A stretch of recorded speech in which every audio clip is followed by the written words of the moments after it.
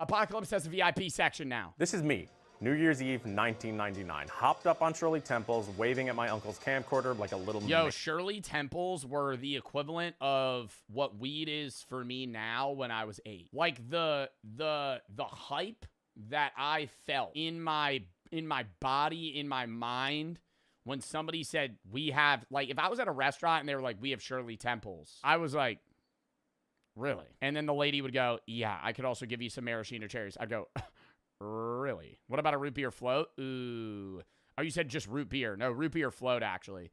Root beer float was like crack. Maniac. But behind this wholesome family moment, I heard a lot of the adults whispering about Y2K. Y2K. Y2K. Will the Y2K computer bug bring about Armageddon? Yeah, all the smooth brains. All the smooth brains. In 1999. Yeah, dude, the year 2000, all the PCs. What's going to happen? We've never, all the computers are going to glitch out. They're not going to know what to do. Flashlights, batteries, sleeping bags were flying off the shelves. The end of the world as we know it. I remember thinking, why are we here if the... I would have felt, well, I mean, I was alive. I wasn't alive for Y2K, but I was alive for the Mayan calendar. If I was older, I would have been a little suspicious about the Mayan calendar, I must say. That would have been, wasn't that 2012? Was when the Mayan calendar ended? The world is supposed to end. It introduced me to a thought I think we've all had. If it really fell apart, what would we even do? What's the plan? Y2K reintroduced a Cold War era prepping mindset to a lot of people. But prepping was... Yeah, and actual, dude, literally, you know what I hate about people that, like, whenever there's a natural disaster coming, everybody just go, natural disaster or, like, threat of doom or war, the first thing people go is, I gotta go buy milk. I gotta go buy milk. I got milk and eggs. That's what I gotta go to the grocery store. Still looked at as something. I gotta go to the grocery store. We're gonna eat what are we gonna do without whole milk? Yeah, and toilet paper. Toilet paper I get more because I don't want to wipe my ass with some other shit. But like, bro, I feel like if you're worried about like the apocalypse, you gotta buy shit that's gonna last like 10 years on a shelf. For the fringe. It was niche, conspiratorial, DIY, kind of a punchline. We are facing a communist overthrow. Fast forward to today, and we've been through a lot. Today, 1 in 3 Americans are prepping for some kind of disaster or apocalypse, which is... That's just not, there's just no way that's true. There's just no way that's true. Over 300 million people. Chat, who here's preparing? Who here's parents are preparing for the apocalypse? Take it out of somebody. Actually be honest here. One in the chat if your parents are actually preparing for the apocalypse. I know you're not. Why is everybody saying me? What are you guys doing to prepare for the apocalypse? Actually, nothing. Literally nothing. Literally nothing. Buying a can of corn. It's gonna help you. I just think like doomsday prepping is all or nothing. If you're a doomsday prepper and you don't have an actual bunker, why are you prepping? What are you prepping for? We're fucked, right? Because it maybe the apocalypse you're prepping on, like if you think the fucking zombie apocalypse is gonna happen, you don't need a bunker, sure. But like if you're prepping for nuclear war and you don't have a 300-foot deep nuclear bunker, give it a rest, buddy. I'm fucking staring up at the nukes as they come down before I die, you know? I'm not sitting here saying I want that to happen, but what are you prepping for, bro? You're cooked. You're cooked. Unless you live in Iowa, hundreds of miles away from fucking, nuclear warhead center, you're dead, right? Like, what do you mean, oh, I have a whole basement full of non-perishable goods. Yeah, for the fucking rats to eat when you're dead. And the cockroaches, because you're not going to fucking be here. You're going to be incinerated. What is now an $11 billion industry. I'll hide in a fridge. Myth. I know it's in the Fallout show, and that's how the one guy survives a nuke. Not true. You actually die quicker. If you're in a house fire or anything where there's a large amount of heat or blast radius, you die faster in a fridge. I spent a lot of time in the different prepping subreddits, discords. It's like a pressure cooker. Grandparents have a ton of meals ready to eat. Guns, ammo, no homes in town I live in have basements. I wouldn't call them doomsday preppers, but they want to be prepared. That's different, right? Like having MREs and guns, that like, I feel like that you're preparing for like a government overthrow. right? Like the way that you're describing it is like you're preparing for like a home defense situation in a scenario where there's going to be people that are, overthrowing the government and there's full collapse and now it's like every man for themselves. But like, I feel like the most likely doomsday is nuclear war. And in that sense, it's just like, why even prepare? Unless you're Mark Zuckerberg and you have a fucking $1 billion vault. Like, what are you doing? Especially depending on the state you live. I think there's a point for preparing for the apocalypse if you're far from a military base in like the Midwest. But like, if you live in anywhere in the Northeast, you're dead. If you live anywhere near a big city, you're dead. Like if you're like, I'm a doomsday prepper and you're 50 miles away from Philly, New York City, Miami, Austin, Dallas, fucking anywhere like that, Denver, dead. You're dead. And blogs to learn about the community Because they're bombing those places. DC, yeah, dead. and their mindset that's really driving this industry. There's a product for almost every imaginable scenario, from relatively affordable basics. What about Maine? Is there a military base near you? If so, dead. Dead. Not living. I'm saying in the actual like scenario where nuclear fallout causes a doomsday scenario where like the entirety of the world is like trying to survive and we go into like a nuclear winter, you're fucked. You're fucked. I have a gas mask. I have a gas mask. Oh great. That's awesome. All the way to this. And you're saying that there's a bunker behind this? That'll keep you alive. That's what. But see, yo, look. Hold on. Affordable basics, all the way to this. That motherfucker's a multimillionaire, right? If you live in a house like this, okay, now we're getting somewhere. But now already you have a net worth of $100 million, and you live in the middle of nowhere in fucking like whatever state this is. And you're saying that there's a bunker behind this? Yeah. How much does that bunker go for? This one's about $600,000-$700,000.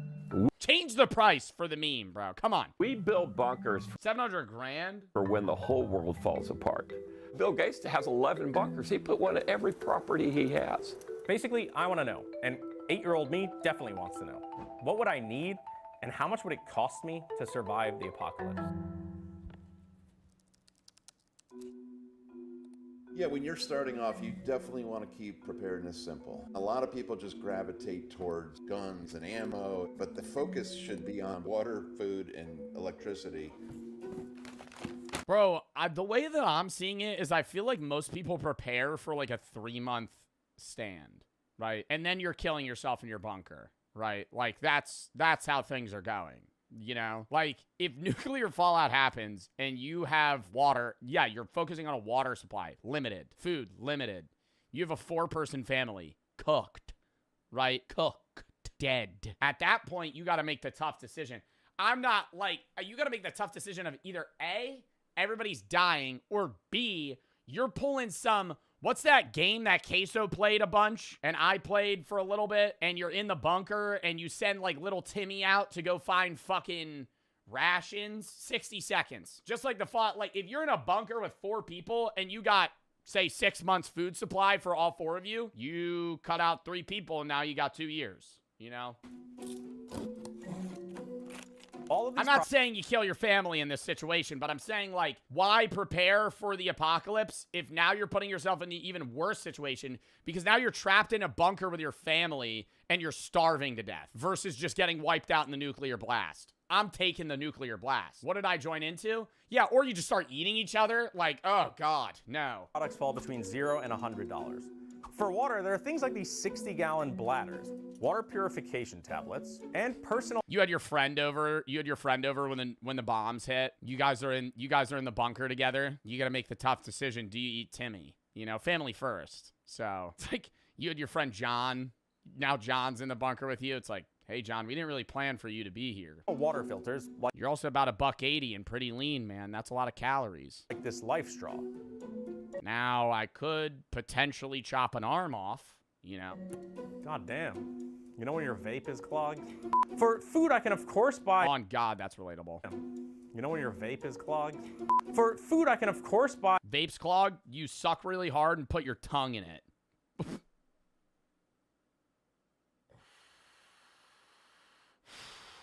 Just press play. We're gonna move on. big bags of rice, beans, grains, Stop. or other foods with a long shelf life. But we're sticking to products made specifically Yo, that out of context, bro. That's actually what you do though to unclog it. for disaster preparedness. And that means emergency food buckets. Okay, I feel entirely misled by ReadyWise and the marketing of this food bucket. The packaging says just add water. Bring to a boil, stirring often, and simmer for 15 to 20 minutes. Yo, and you know that shit is straight gruel. Gruel. Have you ever seen the videos where people actually review these? I mean, I did an MRE video. That was different because that's like for military meals. These ones are meant to be like non-perishable for like 50, 100 years or some shit. I think it says 25-year shelf life. That's, yeah, up to 25 years right there. These ones are like so much worse than MREs. Like if regular food's a 10, MREs are a 7. These are like a 2. So let's look at this Like it's actually just fucking it's literally just sustenance. It's just calories. through the lens of a apocalypse. How am I boiling water for 15 to 20 minutes? Now I have to build a fire in my backyard? I think this is the perfect example of Or in a bunker. Now you're building a fire in an open bunker because you don't have electricity. misleading marketing in the doomsday prepping industry. Could you eat it dry? Like you have like ramen, but like no water to like cook it in? This is what we're living off of during the apocalypse. Powdered milk, orange drink mix, and vanilla pudding. ReadyWise, count your days, motherfuckers. Outside of food and water, there are a few other basic prep items you'll find in this price range. A solar rechargeable flashlight, an emergency radio with NOAA weather alerts, there's a reusable respirator, and a magnesium fire starter. So far, this is how much I've spent. There are also survival kits you can buy in this $0 to $100 price range. This one has a lot of the things we just went through, with some— What are we prepping for? A fucking an expedition reset? Like, I don't understand. Like, all infrastructure to be wiped off the earth. Now I'm going chopping down trees again? Brother, what's happening? There's still stuff. Like, what are we preparing for? I don't understand. Respirator. Was The Last of Us? additional stuff. It's a good amount of stuff for 41. Are there mushroom spores fucking infecting me? I don't understand. What am I prepping for? World War III. We're dead. $99, but the quality doesn't necessarily feel that great. Anyway, it turns out the stuff in this tier sells incredibly well. And since Ready.gov says I should have a 72-hour kit at home and a 24-hour kit at work and a kit in my car, we can already see how all of this ends up costing a pretty penny for someone— I mean, what life are we living if I'm carrying a fucking ready-to-go bag to my office job? You bring in a bag to work every day with a fucking Bowie knife and other— I mean, that's also a legality problem now because you have weaponry in your work bag. who becomes obsessed with prepping. And we're at the low price tier. Overall, Scott feels most of these products are— Worth having for sure. Does spending more money increase my odds of survival? It depends on what you mean by more money. So now we're looking at anything up to $5,000. With food, the cost scales depending on how long you're trying to be covered and how many people you need to feed. This site even has a bundle that gets us in the next price tier. Or you pull one of those— did you see— oh, wait, no, this is kind of a spoiler. Spoiler alert. The guy in the Fallout show that only bought a cryopod for himself and he killed the rest of his family.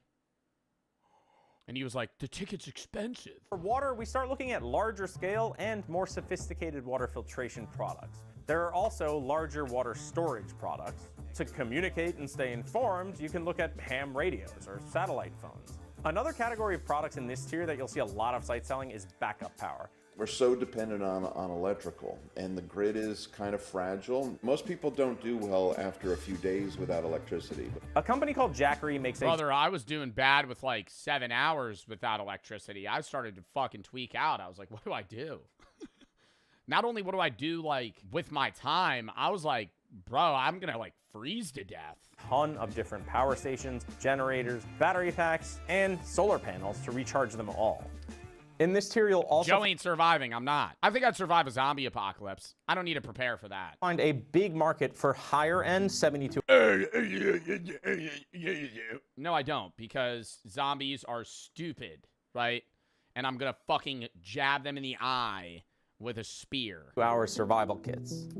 Beautifully organized, I'll tell you that much. This is a multi-tool. First aid core. Air filtration mask. Is this another shovel? I don't know. I feel like buying some of these things individually might make more sense than dropping $229 on this kit.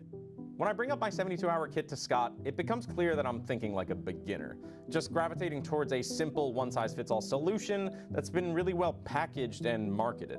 I do not like the pre-made kits. I think people should build their own. I believe the 72 hours is a few years ago. It's really a week. Recently in our area, Hurricane Helene came through and just wiped a lot of people out. FEMA couldn't put a dent in it. Once you start spending more than $5,000, things start to get a little hazy. And not like, oh shit, go get the gas masks hazy. Hazy as in parts of the industry get hard to read. Let me show you. A whole house. Like, what are they doing, bro? We have sheet metal. We have a sheet metal bunker, bro. What is this? This was probably just a married photo, but just underneath you can see it says gifts are very appreciated. No, I'm not married, and I have Was he gonna leave a bucket outside of the room? no idea if this even works, but we're gonna give it a shot. We're all set up. Here is our little poster.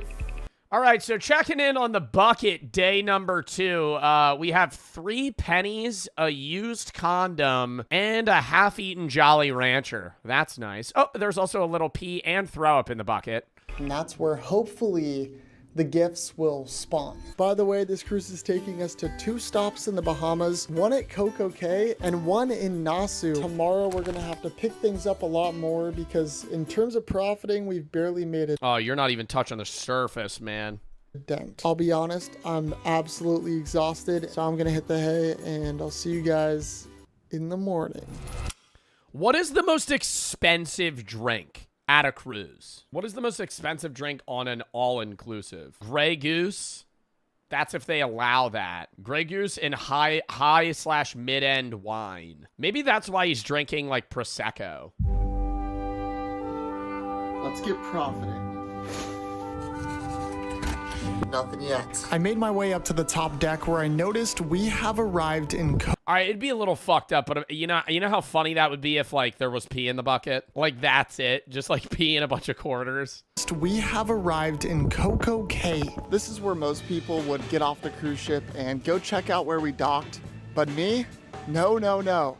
I'm staying on the ship. The cruise is the most empty I've seen it so Purple cow! far, which means it's a perfect time to take full advantage of all the things on this ship. Let's get profiting. And what a better way to start the day than carbs and sugar. We got pancakes, we got eggs, All right, that actually looks like a pretty good breakfast. we got hash browns, we got bacon, we got apple juice, and we got coffee. This is a lot of food, bro. After deleting my breakfast, there was only one logical thing to do next. All right, guys, we got some more food. I have a piece of coconut cake, a chocolate chip cookie, and this kind of... How are you functioning? This is so much sugar to start the day. Just, dude, a glass of apple juice, fucking chocolate chip pancakes, then just straight up desserts. freaky looking piece of pound cake. Also got a sugar-free Red Bull. And Oh, okay. Watching the calories here. There we go. make it healthy, an apple. An apple with the apple juice. An apple a day makes the profiting sleigh. Wow, that was cringe. Best sound in the world. That hits crazy in the Wow. morning. I love Red Bull, but I feel like if I chugged a Red Bull, I would get caffeine shakes. Like, I have to slowly consume that. Thank you. Cheers. Another We Red gotta Bull. keep profiting. So I hit the gym to burn Double Red Bull in? Yeah, having a heart attack at the gym. off some of that disgusting pound cake. Just some fruity pens. Just hit a lick on the gin. What's the most like scrumdiddlyumptious thing you guys have? Sorry? Like scrumdiddlyumptious? Like yummy? Sorry, smoothies and fresh. Yo, excuse me, sorry, I don't really want a smoothie. Could I just have a whole zucchini? Thank you. I see you have a few back there. Are they washed? Do you know where they're from? Like what season? This is an apple lemon ginger. and mint juice. You just get a bunch of phallic objects. That'd be really weird. Looks like it would cost me $20 at a Shreddy's spot in LA. Really refreshing. Wow. Now that I was feeling warmed up, it was time to get a little You know where I could get some like hand sanitizer? bit more serious about this challenge. Let's see how many of these things I can get down to add it to the total. 1, 2, 3. Can you take a video of me by any chance? Yeah, no problem. Hey, Mom and Dad. I know you guys said not to come home until I fix my addiction. But look, you can have fun and still have a drink. Love you guys. Hey guys, little update from in the bathroom. Might have bit off more than I can chew. Also, check out the posters they have above the urinals. What is that? That is creepy. But instead of crying like a little baby, let's get surfing. At first, Shits himself. Shit, you just see a shit streak wave. Stomach's still not feeling great. Gotta get on the wave pool though. Or not the wave pool, whatever the fuck this is. I fell not The once, flow rider. but twice, and might have exposed my butt crack quite a bit here. But eventually, I got the hang of it. I look pretty cool, right guys? I then grabbed 2 blue cocktails that I slammed for the intro of this video. Absolutely crushed. Oh my gosh. Bro didn't eat the maraschino cherry that came with it. That's the best part. If any time I get a drink and they give me, bro, it could even be like a beer. They would never do that. Any drink you give me, if you add a maraschino cherry to it, I'm immediately thinking that's a better experience. Olives? Oh, fuck no. I have a massive plate of Mexican food in front of me. I got some rice, a beef burrito, a little quesadilla, and some nachos that I absolutely loaded up with beef and cheese. I also got a lemon. Another take. Nachos stress me out. Whenever I'm at a restaurant and somebody's like, ooh, they got nachos. They got the loaded nachos. And they order it and I see the plate come out and it's an actual mountain of fucking queso chips, guac, meat, salsa. I'm like, how do you, it's stressful. It's like looking and understanding a paradox. It's like solving a puzzle. And I told my friend that like 4 days ago when we were at a restaurant and he got fucking nachos and he was like, dude, I love this. It's too much. You don't know, where do you start? Where does it end? Wherever you want. That's the freedom of it, I guess. I don't know. I just don't want to look at it. And the best drink to I'm sick. pair with Mexican food, a Corona with a lime. I am gonna eat. I'm so full. You didn't put the lime in the Rona. I got myself a milkshake from the onboard Johnny Rockets and walked my way over to the hot dog stand. This is gonna sound crazy, but recently I ruined the taste of hot dogs for myself. I did a little something called the 999 challenge. Basically, you try to drink 9 beers and eat 9 hot dogs within 9 innings of a baseball game. And I'm proud to announce that this is gonna go on my 2nd channel. That's right, guys. I'm starting a 2nd one. It's gonna be called Pack Gembrook. It's just the reverse of his name. Pretty funny, right? It'll be the first link in the description. Please go subscribe and watch the video. It'll be live at the time you're watching. I've never tried the 999 challenge, but I think the only thing that's hard is the hot dogs. I think 9 beers in 9 innings, you're going to be drunk, but that's like a very doable amount of alcohol for an average person in like 4 hours. Anyways, I'm gonna eat this hot dog. Definitely brings me back to the challenge, but hey, the everything bun is a nice touch. Here's my unicorn right here. Don't mind me, just profiting. Nothing more. Definitely not having fun. All right, I got a big fancy dinner reservation. That grown guy behind him looks like he had no fun on that fucking carnival ride. In a couple of hours at 8 o'clock. I was trying to decide what I should do for the time being, and when in doubt, there's always one option. Day All right, guys, drinking. I'm here with my bartender. Oh, yeah, sure. Let's go. What's your name? My name is Glass. I'm gonna take this cruise ship down. I mean, no. Thank you. Vodka Red Bull.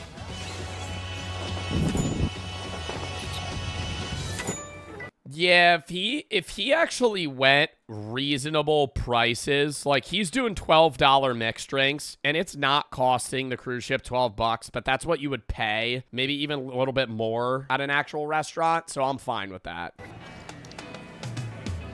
Oh, that's so strong. You trying to kill me?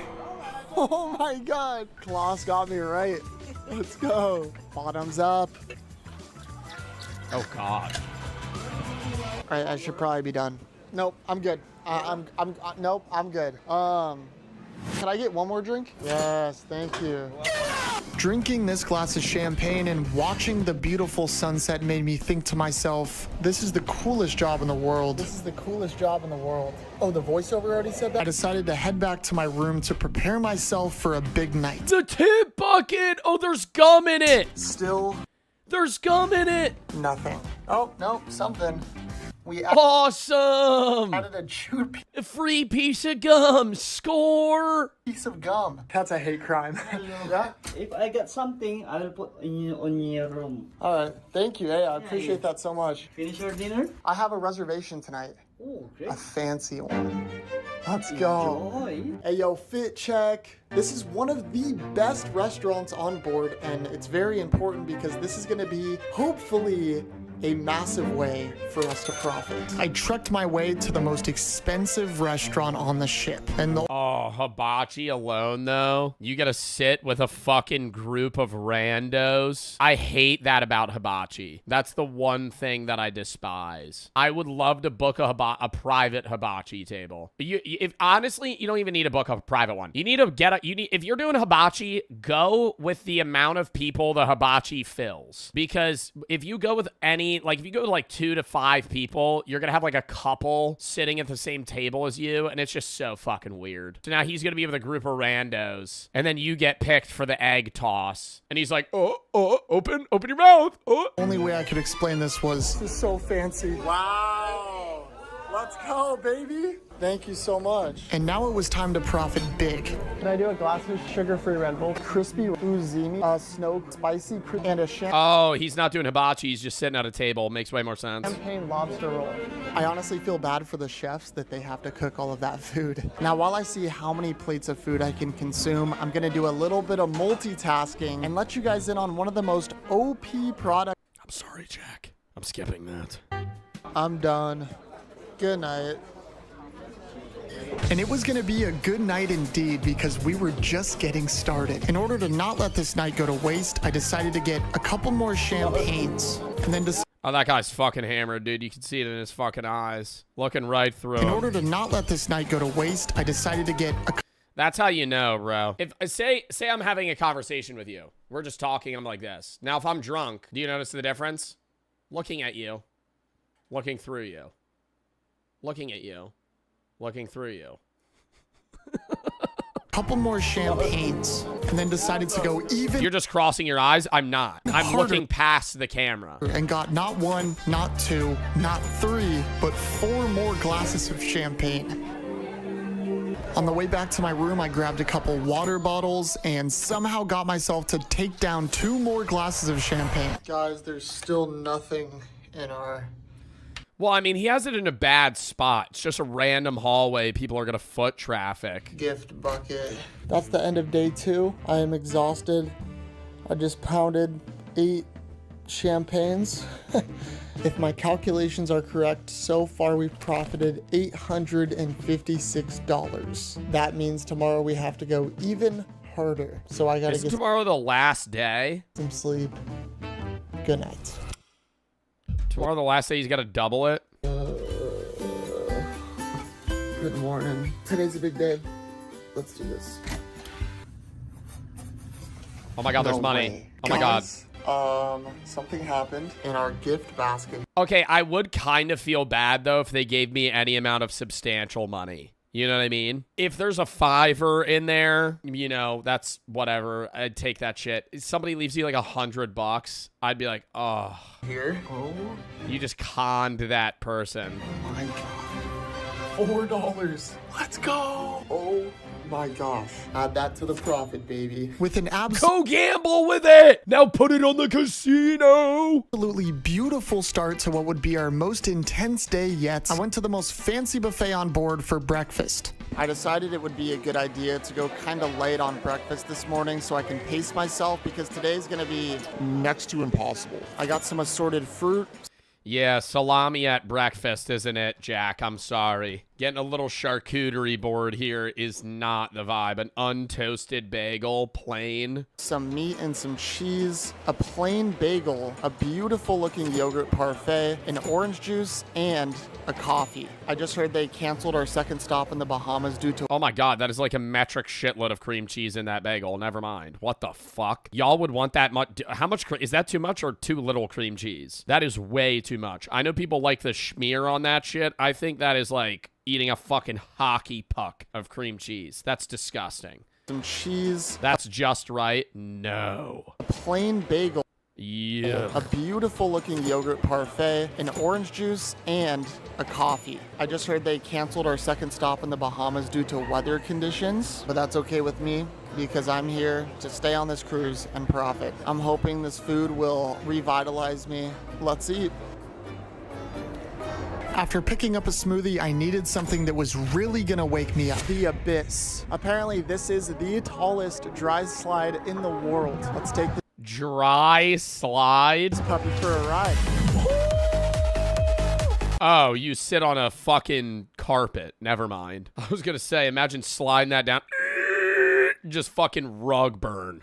Just slide burn right all over your legs. Your skin just peels off. Yeah, imagine falling off this thing, though, or like your knee clips the side. I feel like that would instantly tear your skin off. Oh my god, holy shit. Like sliding on asphalt. That was way crazier than I thought it was gonna be.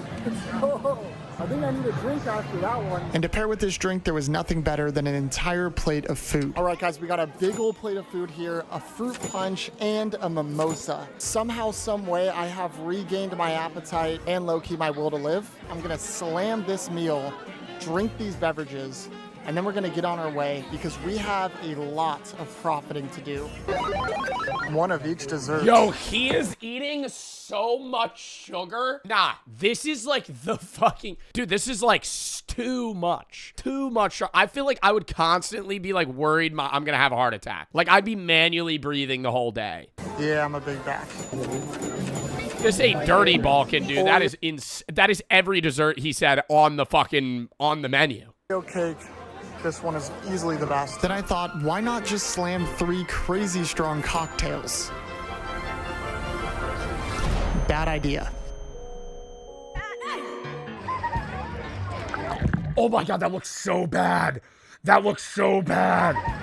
Oh my god. I would have no fun here. Like, no fun. This woman is the vibes. Just slouched over, sitting on this fucking seat, feet in the water, like, ugh.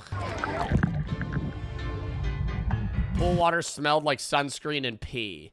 What percentage of this pool is pee? Yeah. I'm gonna go 5%. 5%. It doesn't look like pool water. It's very murky because of the sunscreen, but also there's probably an absurd amount of piss.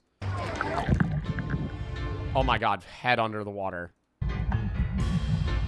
And then I grabbed 2 Red Bulls before my next activity. Rock climbing. Yeah, they have a actual rock climbing wall on the ship. Give it a shot, I guess. I can't believe they actually have this on a cruise ship. I got about halfway to the top, which honestly, I'm proud of myself for. That was terrifying. My second home at this point. What's up, bro? How you doing? Good to see you. Wow. I chugged 6 glasses of champagne. All right, guys, little update. I'm breaking out in some sort of face rash. If I had to guess, it's probably from the champagne. Yes, I think all of the consumption is like really starting to catch up to me. I'm gonna head back to the room to prepare for tonight. It jump cuts and his face is just fully swollen. All right, so I think I had some sort of allergic reaction to something. Like you can't even see. I had some sort of allergic reaction to something on this cruise ship. Might have been one of the desserts. Now that I'm thinking about it, it might be the pool water. But first, water slide. Oh my god, it's so dark. I would go down the slides because I feel like the water on the slides is probably fairly clean. Put already some what happened? money here, and I put already there on the table. Since I've been gone, Bro, he gave him... Oh, no, he didn't give him the money. He said if there's any money in there, he'll move it because people will just take it out of the bucket. On for my room, we made $6. And... Score! We got 2 rubber duckies. This is crazy. Guys, I'm back in my fits. Here's the plan. First, I have a dinner reservation at the steakhouse. I'm gonna take full advantage. Second, tonight we're commencing something called the bar crawl. Oh my God, my fucking nose is bleeding. Have to drink 1 drink. No, I'm not getting a tampon yet. At every bar on the cruise. I love how everybody knows I'm about to grab a tampon if my nose starts bleeding. Okay, chat. And third, I have a last-ditch plan that can make or break this entire thing. We have a long night ahead of us. Let's do this. At this point, I knew exactly what I needed to do. I got my basket of bread, a glass of wine, and I crushed my starter within minutes. I got my All right, those coconut shrimp looked really good. New York strip steak and enjoyed it thoroughly, knowing that I had a little trick up my sleeve. I'll be honest, the steaks are pretty hard to eat. They fill you up very fast, but luckily, I prepared for this moment. See, earlier today, I asked one of... He's doing the Olive Garden breadstick thing. Is he going to start shoving New York strips in a fucking plastic bag? Jack, please. Jack, you are at a fancy restaurant. You're going to start slipping fucking New York strips into your pocket. The maids for these trash bags, and we're going to use this trash bag to get a few more steaks. I'm going to have to do this a little bit secret. Bro, secretively, you're going to have to space him out by like 20 minutes, too. Really? Because there's a lot of workers around me. I guess you could say the stakes are high. Now's my chance.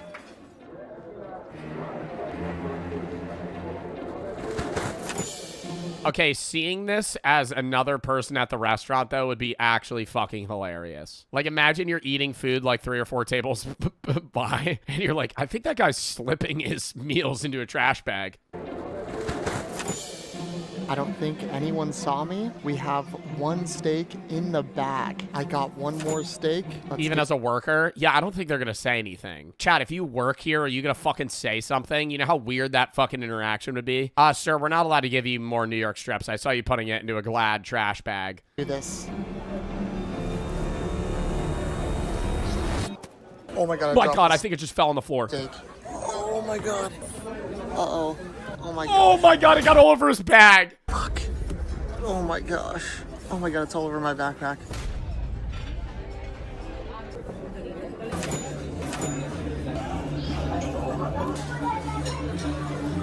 No one here knows I have steaks in my backpack. All right, guys. Oh my God. You hungry? Huh? You want some steak, bro? This could be a once This kid's about to run away. a lifetime opportunity right here. That's in the master. Oh, I was like yesterday. I was just watching. oh, you watch me? Oh my God, he knows who Jack is. Oh wow, this is embarrassing. I didn't know. Can I get a picture? Of course, bro. Can I put the steak in it? Let's go. No. Sorry. All right. Let's go. Hey, nice to meet you. Well, guys, it's time for the legendary bar crawl. 1 man, a ridiculous amount of bars, and a degenerate amount of drinks. Depending on how many drinks I could consume tonight, could determine the outcome of this entire video. You guys are $200 left. Do you think he's getting that much down in 1 bar crawl? truly witnessing history happen. I mean, it's not important history, but it's history. You know what I mean? Let's get it, baby.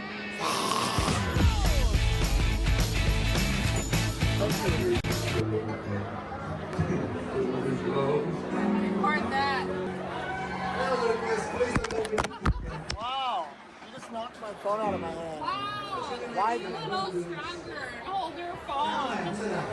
Oh. Oh my God, you're so funny. Oh my God, is that a vodka Red Bull? Just a gal's night out? What are you guys doing later? Nothing? Oh, oh, that's nice. Nice. Wow, you're planning on your... Oh, she's pissed drunk. All right, guys. Really good energy here at bar number 1. It's going great. Cheers. I don't know. Yeah, he's really creeping on you right now. Yeah, that's why he's hovering. Not like he was ordering a drink at the bar. Yeah, no, he's definitely being a perv here. Girl Apparently I'm a pervert. Have a good night. Oh my god.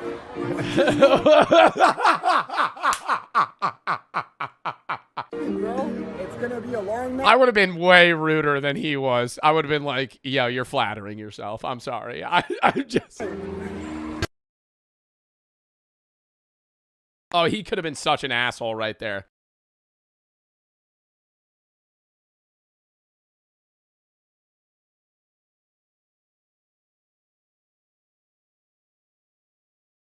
Yo, this is so copyrighted. Editor. Oh, yeah. Fucking cut this shit out. Play on mute, bro. It's just him gulping down drinks. Wow, that is the entire song still playing. Holy fuck. I want to say, drink responsibly. Don't do this. This is stupid. With that being said, let's keep going. Fuck! Surely it's not playing the entire time, right? Well, oh, he ate an entire pizza? I didn't want it to come down to this, but here we are. Behind me is the casino. Ooh. Minus $200. This goes, God, okay. Oh, he's fucking hammered. There's no shot he's going to make right decisions in this casino. I'm going to put the He has to, yeah, he has to go on roulette. He's not going to be able to play like a card game. remaining $224 on this cruise card. The way I do this is I always put it in the hands of a stranger. Oh my gosh, bro. I am so nervous right now. I'm putting all my money on black or red. What do you think I should do? Always go black. The last I like that. I like that. I like that. time I trusted a stranger, I lost. You're gonna win. It always comes down to the wire, and I always lose. But tonight... Nah, red. No, you always go black. If you're doing one bet, you go black. Let's change that. Wish me luck. You gotta stick with one. And it's not even because you have a higher odds. It's like, if you always have one in your head, it makes it a lot easier, because if you start switching, then you're gonna keep being like, oh, I should have stayed. Oh, I should have done this. Just always bet on the same fucking color.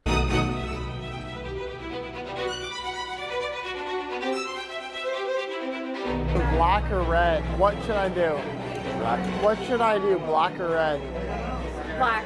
You're wearing Bro, I mean, at this point, you have to. 3 people in a row. black. It's like it's meant to be. 3 people in a row. Black. Here we go. Oh my gosh. Could I put $224 on black? Okay, you're probably gonna have to do 225. I don't think they're gonna allow you to put $4 on black. Oh my gosh. Oh, let's go. Let's do it. No, black. Yep, black. Come on. Come on. Come on. Come on. Please. Please. Please. Oh my god. It's so slow. Oh! Oh my god. Oh my god. Let it ride! Let it ride! Just full fucking change of emotions. Lets it ride, doubles it down, bro. That'd be $1,000. Misses. Oh no! I won! Oh my god! Oh my gosh, bro. 1, 2, 3, 4, and 500. Thank you. We just profited. I would not leave. That's what my problem is. If I had won that, oh my god, I'm letting it ride. There's no shot, because the thought in my brain is, I'm up right now, but if I let it hit again, I have $1,000 versus me walking out like up 224, up 225. From an all-inclusive I think he actually ended up doing 250 cruise. because he has 500 there. I can't believe it. Thank you guys for watching. I freaking love you. I love that video.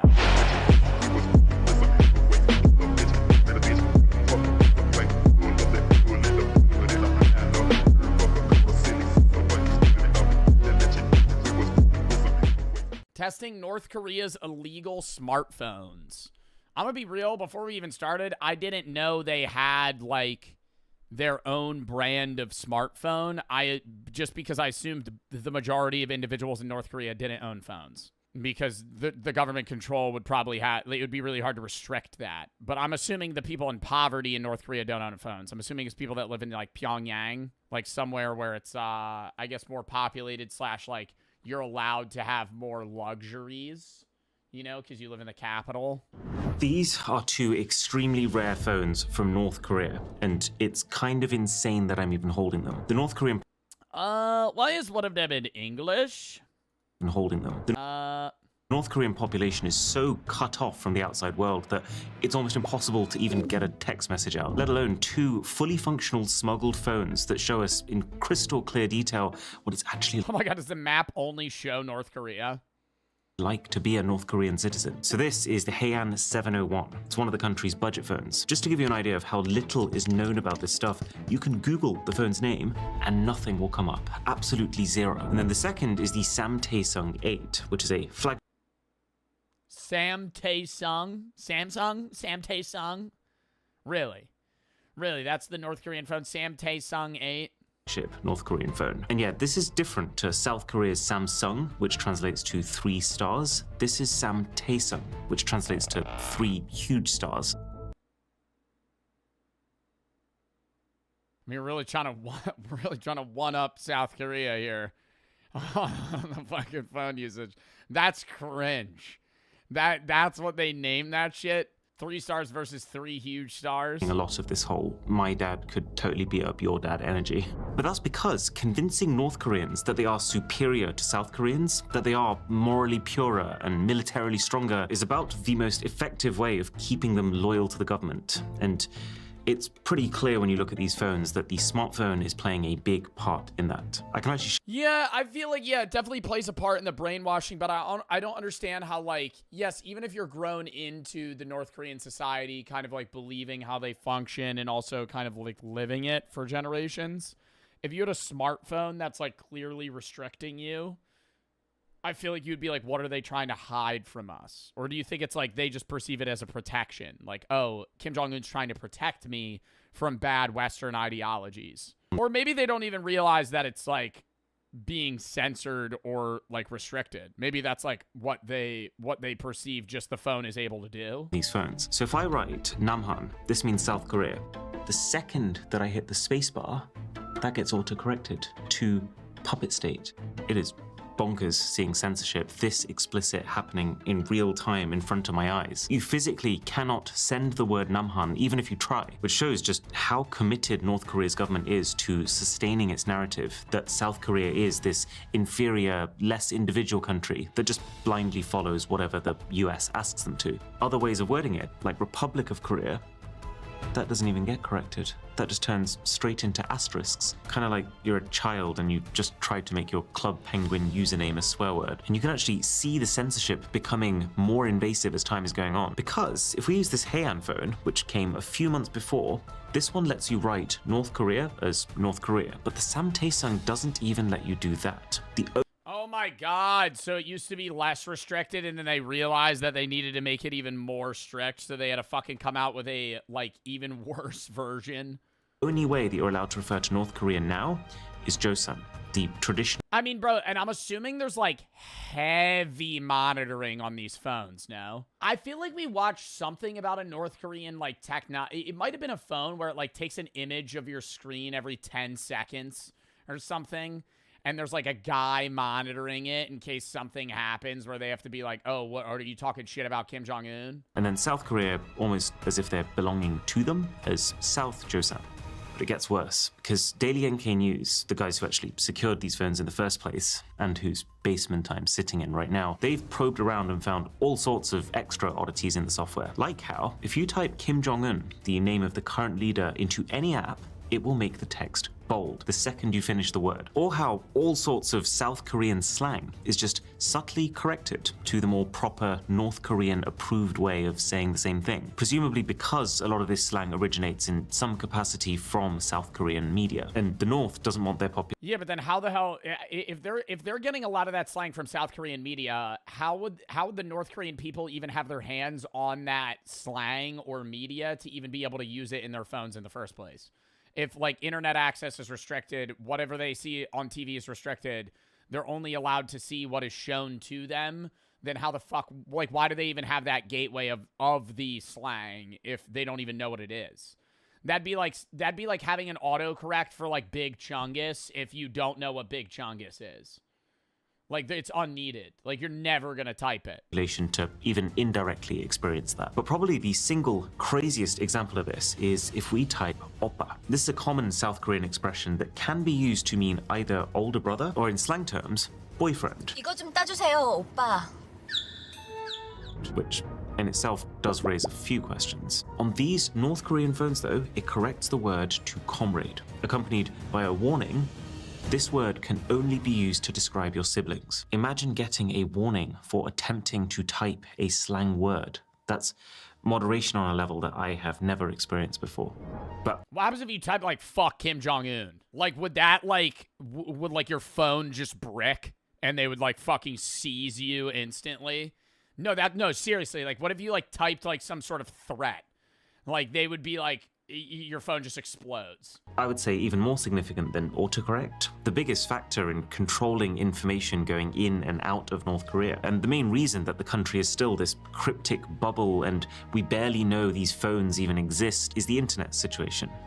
Or really, the lack of one. Look at this. On the Haeyang phone, there is I want to also kind of side note here, there is like a level of US meddling that people claim goes on for foreign phones for us as well.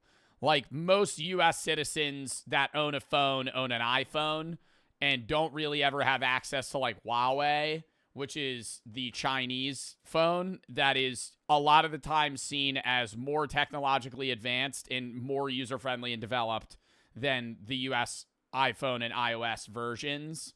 But like nobody owns a Huawei. It's like impossible to get a fucking Huawei. you can swipe down from the top and you see your control panel that looks basically the same as every other Android's. And there's even a Wi-Fi button there, but when you press it, absolutely nothing happens. Weird, but let's go into settings to click on Wi-Fi directly, but you can't. How the fuck does the phone work if you don't have LTE and you don't have Wi-Fi? What the fuck do you use the phone for? It's just constantly in airplane mode? And they've actually gone a step further with this more recent Samtaesang, because you go into the quick settings, there isn't even a Wi-Fi icon at all. It's like they don't want— What do you use the fucking phone for? The calculator app? Like, what am I gonna play offline Subway Surfers on the fucking phone? What do you use the phone for? You're not fucking connected to anything. Messaging? You can't message people without fucking connectivity. Or bars. You to even consider that the feature could— That's the point? Well, then don't even give them phones. —be as accessible as that. The only way to get something that even resembles Wi-Fi is this. It's called Mirai, and it needs so many details from you, including your government— Oh shit, so they just like require, because it's too easy to just connect to something, so they restrict that, so you have to use an app that like tracks your Wi-Fi. ID and an authenticated North Korean physical SIM card that it's pretty safe to assume everything you do while using it can be traced right back to you. And even with all of that, this still doesn't get you onto the internet. There's actually no way for a North Korean citizen to do that. All this can get you is access to a highly curated North Korean— Whenever I see shit about like North Korean technology, I always remember like the videos of the Russians talking about how when North Korea sent their troops to help Russia in the war, the Russians always cited the North Korean people being like cripplingly addicted to like porn and cartoons. Like, because they've never seen it before, so it's like it was such like a culture shock for them that like their eyes were just like glued to the screen.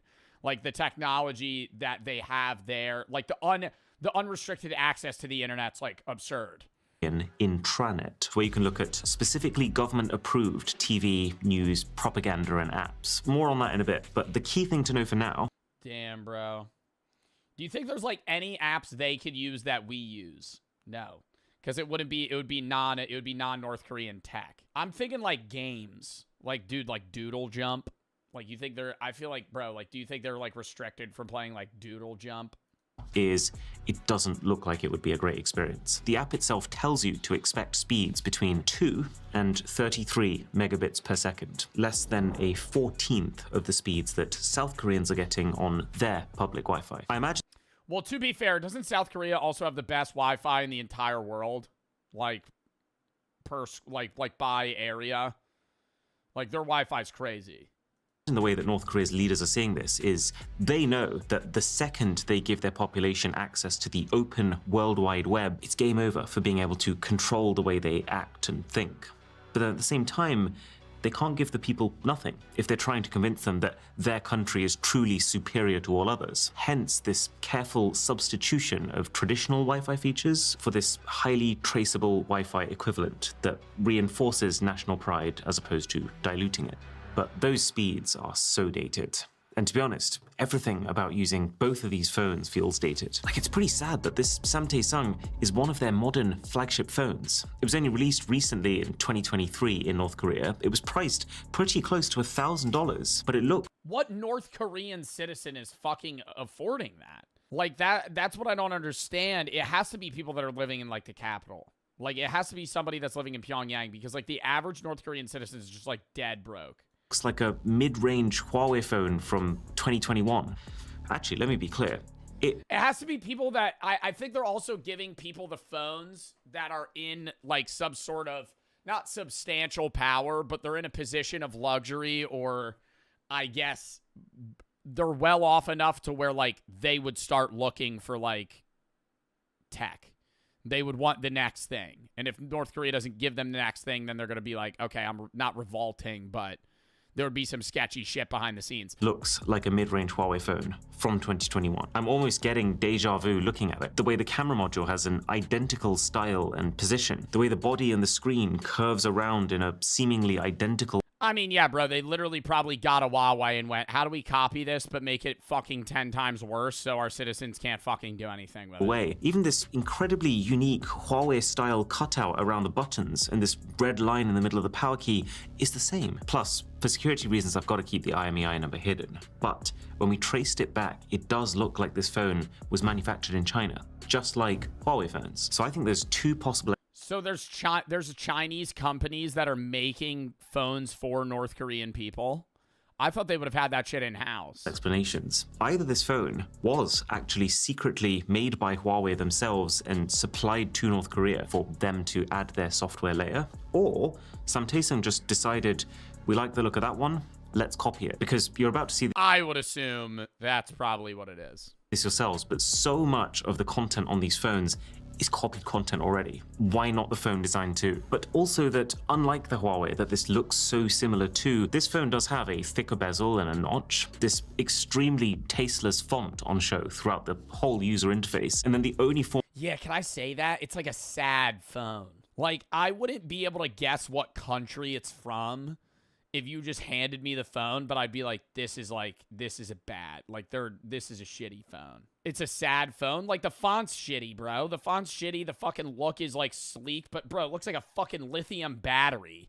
Like, it looks like I'm staring at something that would charge a fucking e-bike. Form of branding on the camera is a feebly written 64 megapixel that gives me absolutely zero reassurance it's going to be a good experience. And it is not. On the Haeyang phone, we're just getting extremely poor, grainy image quality all around. And even though there are 3 cameras on the back of this phone, there is still no ultra-wide and no zoom. So both extra cameras are just useless macro and depth cameras. A trend that, globally speaking, started to die out pretty fast after 2020. And so the idea that this thing released in 2023 with that kind of setup shows the time lag that we're operating with here. And then on the flagship Samtaesung, the camera is super buggy. We couldn't even get it to flip around to the rear cameras. And it's also got this really unusual watermark plastered over it, which when we reverse, it spells out, please contact Heinetron. Now, I did a little digging and turns out Heinetron... Anytime you take a picture, it fucking watermarks your face.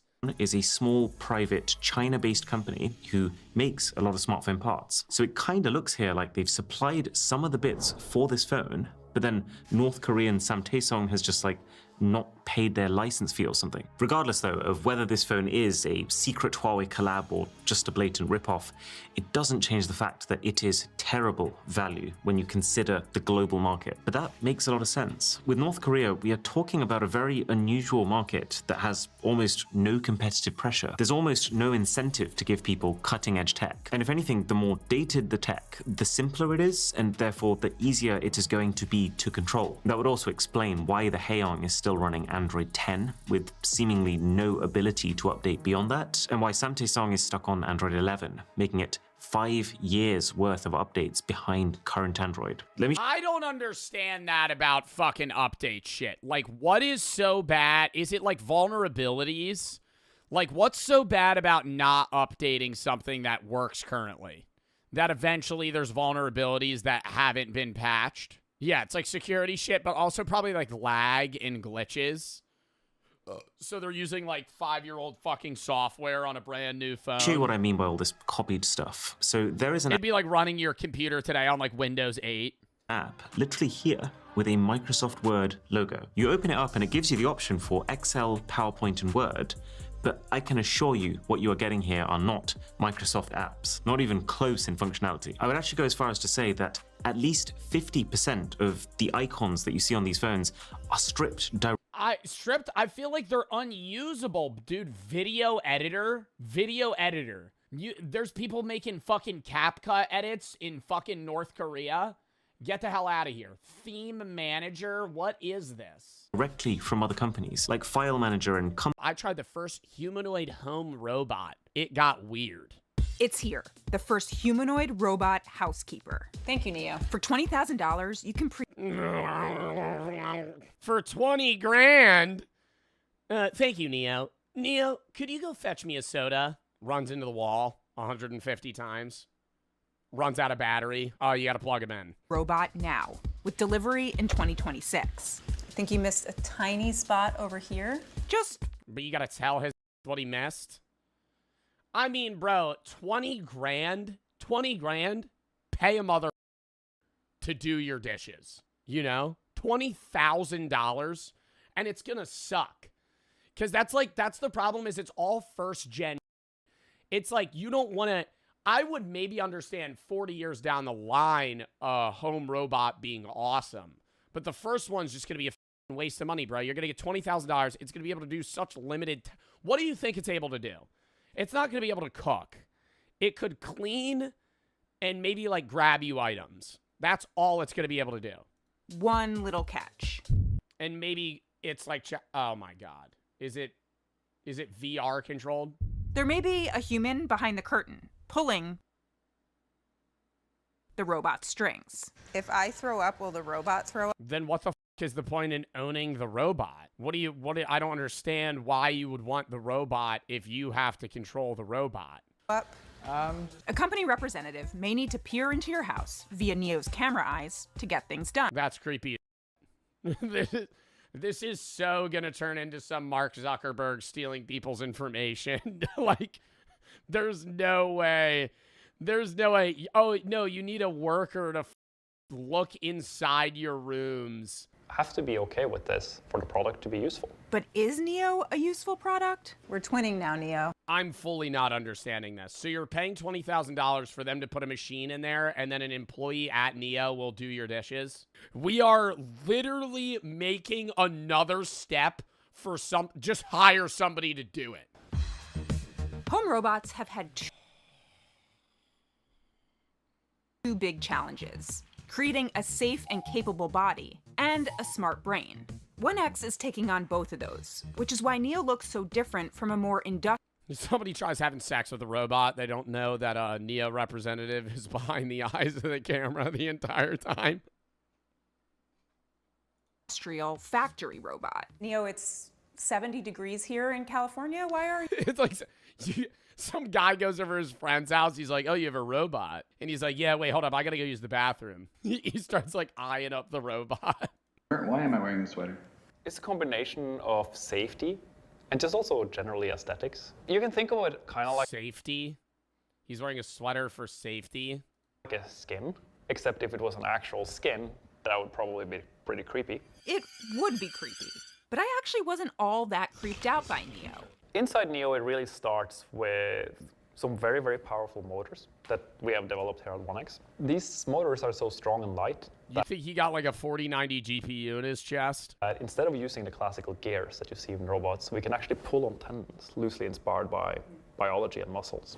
This allows Neo to move around not just quietly and smoothly, but also be very, very lightweight and be very low energy in motion, just like people. All right, I want to see his ass stand up if I kick him the fuck over. If I'm paying $20,000 for this robot, can he actually pick up the chair? That lightweight design is intended for our safety, in case the 66-pound robot falls. Although Neo is capable of lifting up to 150 pounds, it's not as superhuman as you'd think. Crush it.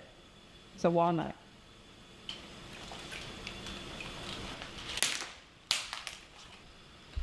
There's this concept that we think that this thing fucking sucks. this thing fucking sucks. And I love how this guy that made it is glazing the piss out of it. Yeah, he actually has a wonderful sweater that makes him safe, but also gives him a sense of fashion design. pressure and like strength. And some robots are because they're heavily geared, but that means you're not sensitive, right? And delicate. Neo doesn't work like that. I don't want it to be sensitive and delicate. I want a home robot that could grab a steel bar and bend it in half. What? I want a superhuman robot that could do tasks so when I have to fucking move or do something, I just get it to do it for me. When I'm like, hey, Neo, could you actually cut the vegetables for me? Sorry, I'm not allowed to hold. I'm not allowed to hold sharp objects. Neo, I thought you'd be able to fucking pick up a car for $20,000. This at all. It works more like us. So the finger strength of Neo is about the same as a human. That body lets Neo try to do a lot of things humans do. Emphasis on try. Can I get a water? If only the real world didn't have doors. All in, it took Neo a little over a minute to fetch a water from the fridge 10 feet away. Thank you, Neo. Next challenge, load 3 items in the dishwasher. You got this, Neo. You got it. You buy the $20,000 robot. Neo, for your first task, go do the dishes. You just hear shattering noises. Just glasses falling on the ground.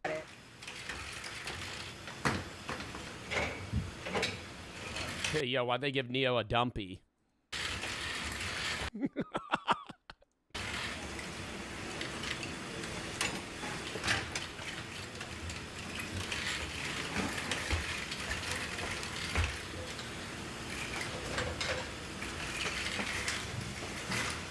His ass ain't gonna be able to put the fucking the dishwasher pod in. You think he'd be able to do that?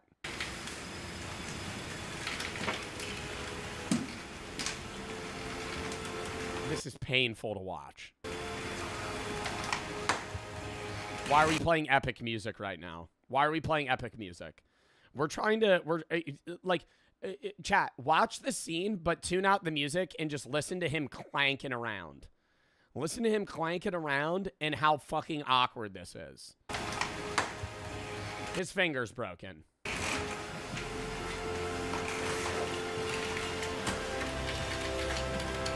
And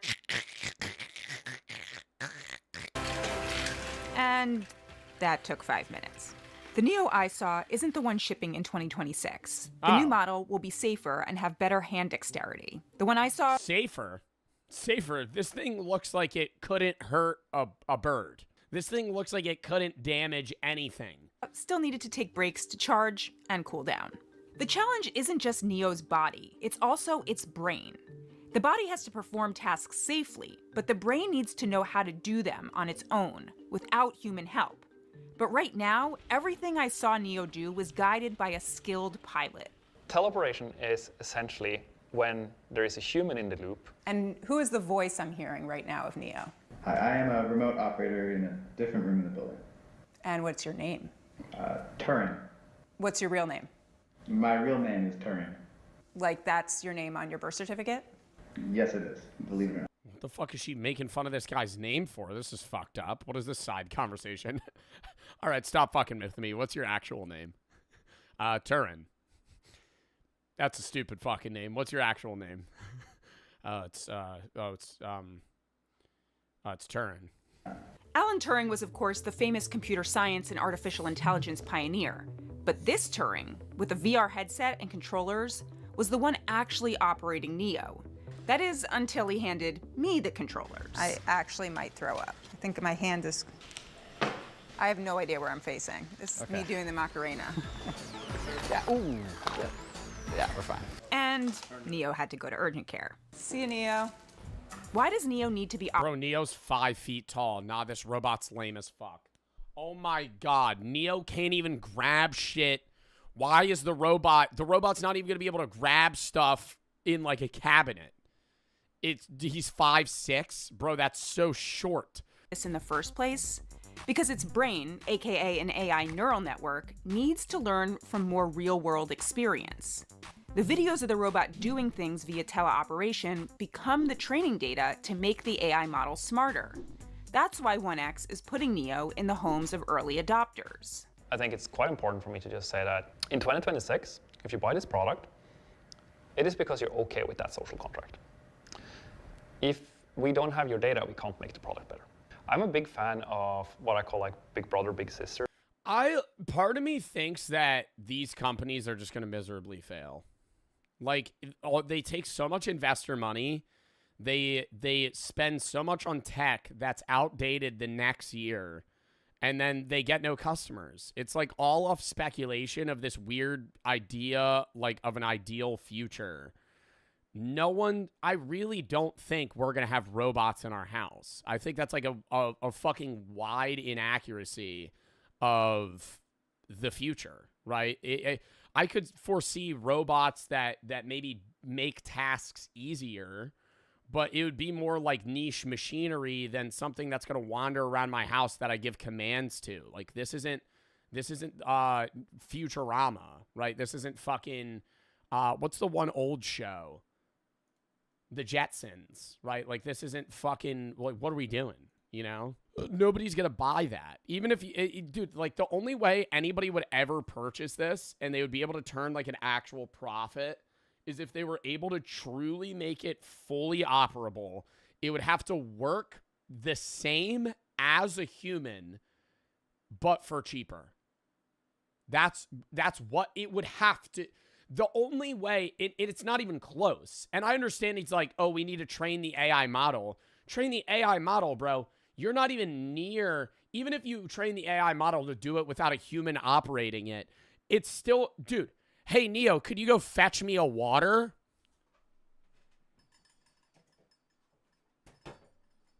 Two seconds. I asked Neo to do it.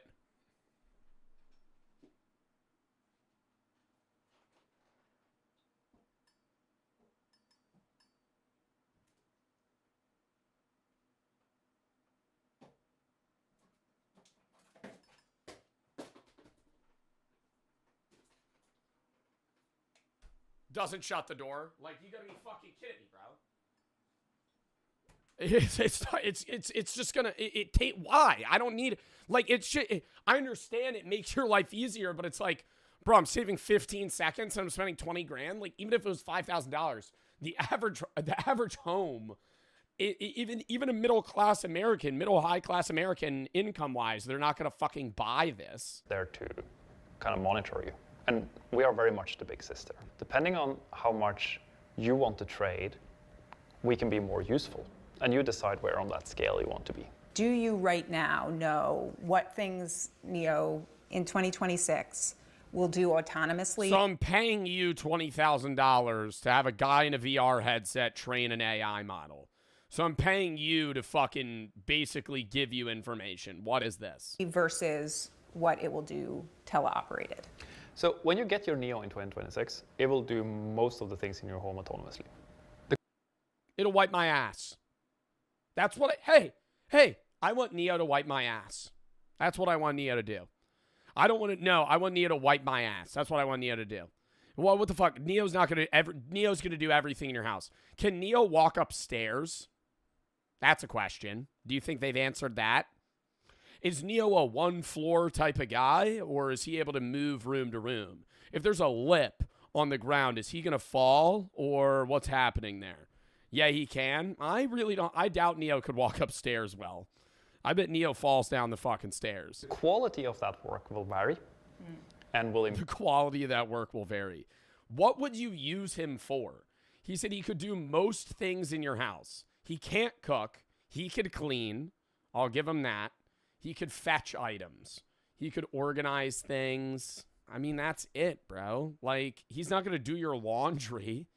Even the cleaning's limited. He's not going to be able to fucking do your laundry and fold. I mean, like, maybe the dexterity could be there, but that would be hard. Doing your laundry would be pretty lit. improve drastically quite fast as we get data. To be clear, on my visit, I didn't see Neo do anything autonomously. The company did share this video of Neo autonomously opening the door. You know, there's this new... Wow. Neo could open a door for me. You know what I do? I open the door. I'm holding all the items in my hand. I open the door, and then I kick that bitch open. And then I fucking... and then it falls back. I catch it on my shoulder. And then I side shimmy into the room. Trending concept now called AI slop, right? I do know. It's a very powerful concept of, let's call it robotics slop. It's the most useful kind of slop. Because if you put all of my... He scares me. My glasses from my dishwasher in my cabinet, I'm pretty happy. It is going to be not perfect, but back to like just incredibly useful. Neo might not fold my shirt perfectly, but if an arm is like kind of hanging out of the shirt, like it's okay. It's robotic slop. It's to me at least like that's. Bro, that motherfucker did not fold that shit. Yeah, it's okay. It's robotic slop. Bro, she's just watching this thing fold a fucking sweater. Kind of hanging out. Oh my god, bro, this is horrible. Of the shirt, like it's okay. It's robotic slop. To me at least like that's very okay. Honestly, it isn't bad. Thank you. But the reality is, at least at first, much of Neo's work will be done by someone else. There'll be an app where you can schedule teleoperation, specifying exactly what... This actually is like this is the dumbest thing I think I'm gonna see in the next week. This is like a really shitty Shark Tank pitch.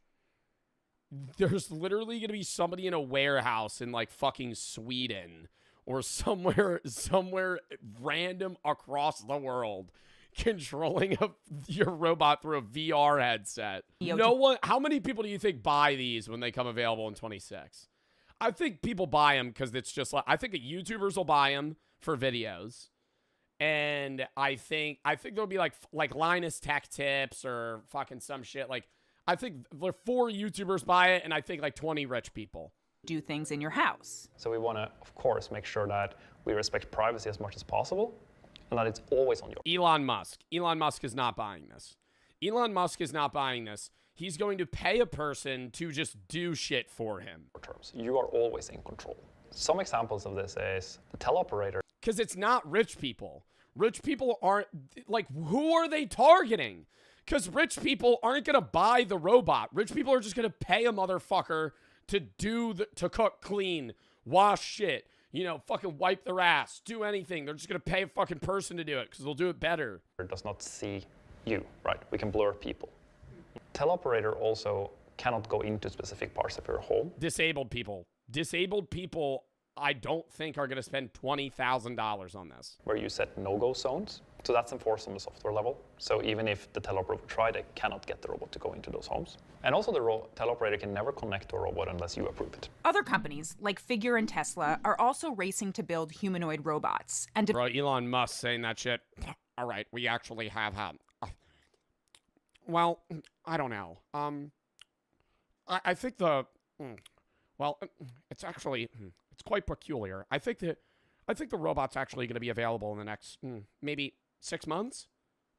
Elon Musk says that every 6 months. Every 6 months. Or in the next, maybe year, there's going to be another, we're going to have self-driving cars everywhere. And you're going to have a robot in your house that'll do anything for you. Develop their own AI models to make them fully autonomous. As someone who's always dreamed of the home robot straight out of the Jetsons. Let's go home, Rosie. Yes, ma'am. The dream finally... That's literally the show I was fucking referencing. This is just some whack-ass Jetsons idea. Like, why are we doing this? ...feels within reach. But I also couldn't shake flashes of Ex Machina. Oh, it's dabbing. It's dabbing. Do you have a name? I'd rather it do the 6-7 emote. Ava. Neo turns on the stove and throws some paper on and walks away. Can Neo do that? Will Neo do that? But will Neo do that? It's not will Neo do that. It's will the guy that's controlling Neo do that? Neo will not do that. Physically, can the robot do that? Yes.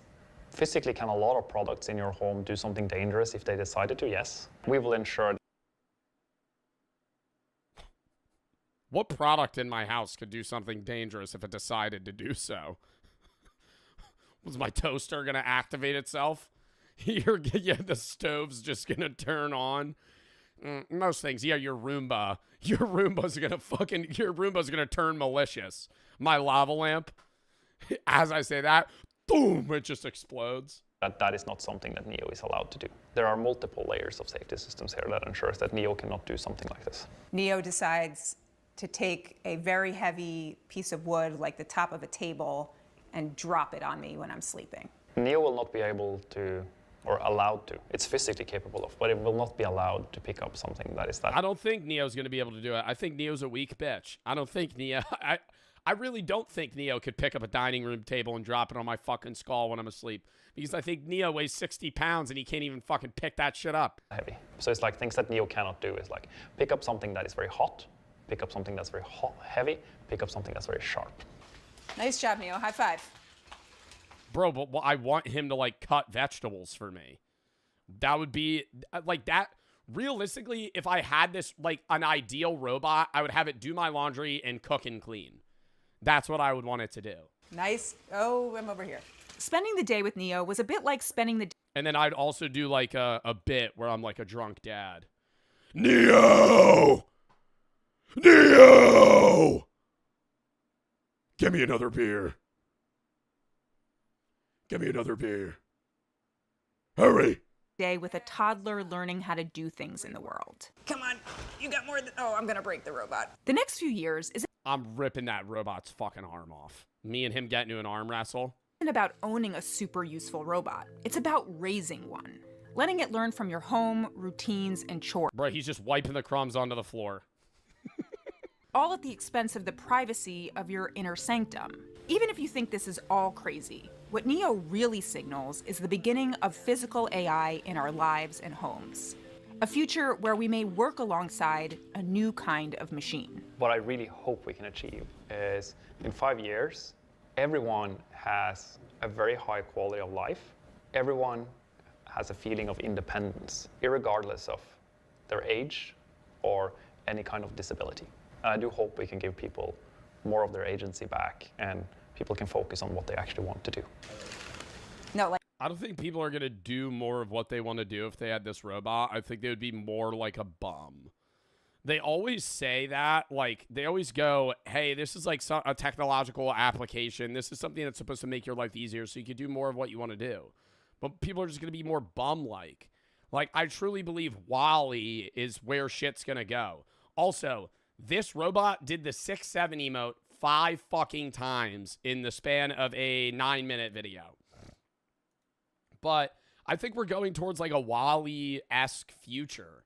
Not in the sense that like people are just going to be like sitting in chairs doing nothing, but it's like we're trying to give you more and more items so you don't have to do stuff. And it's not like, oh, so now I don't have to do this and I'm going to actually go on a bike ride. I'm going to fucking pick up a hobby. I'm going to read. No, they're going to fucking spam scroll on short form media more, eat more like shit, get less done, burn less calories, and get fat. Like, that's what's going to fucking happen.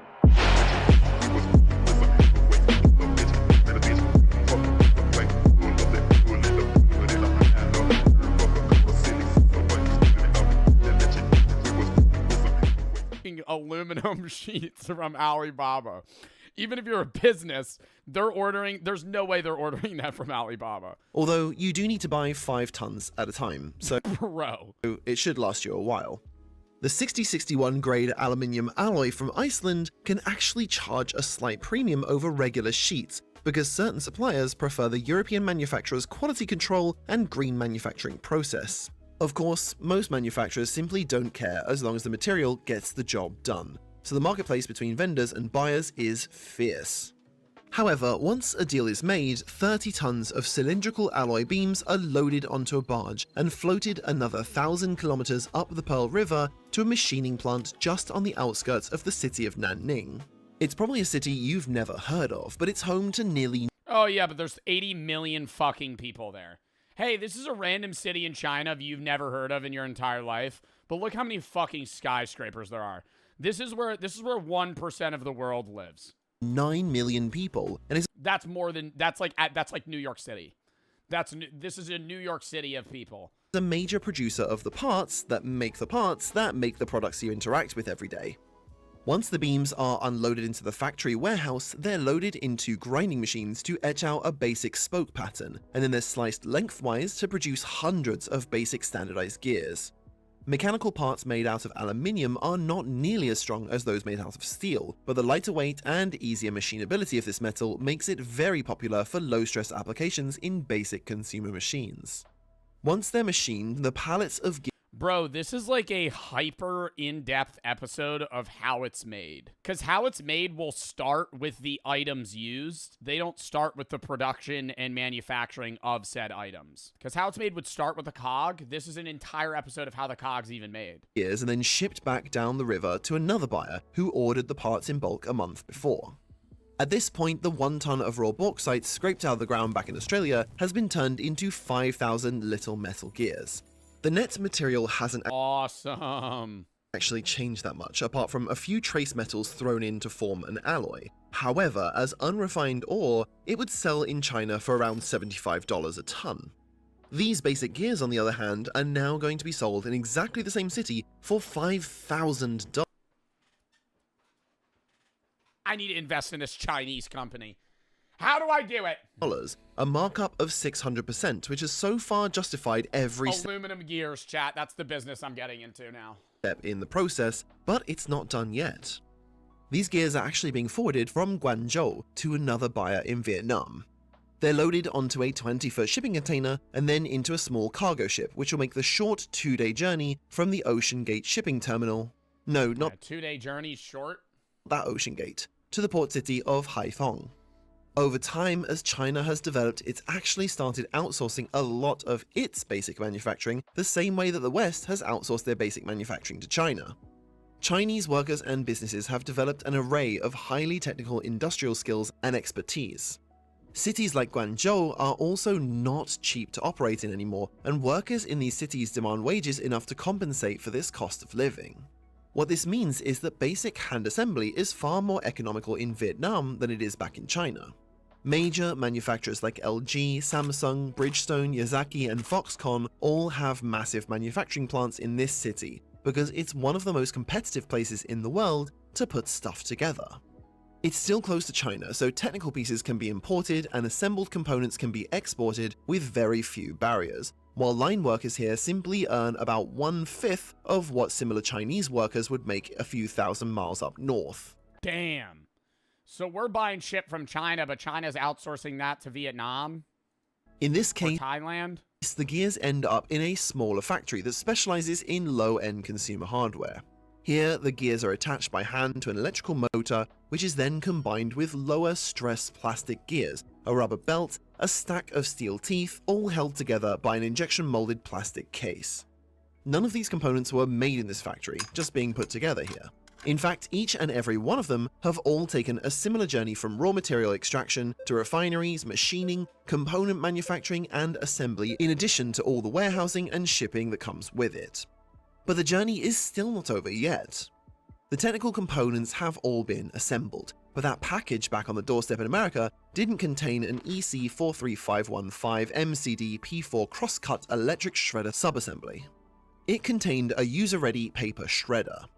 Most manufacturers don't want to deal with the stress and persnickety requests that come from retail clients. So once this housing is assembled, it's shipped back to China to a warehouse that produces white-labeled consumer products for several retailers across the world. These generic internals will... Dude, this is so much.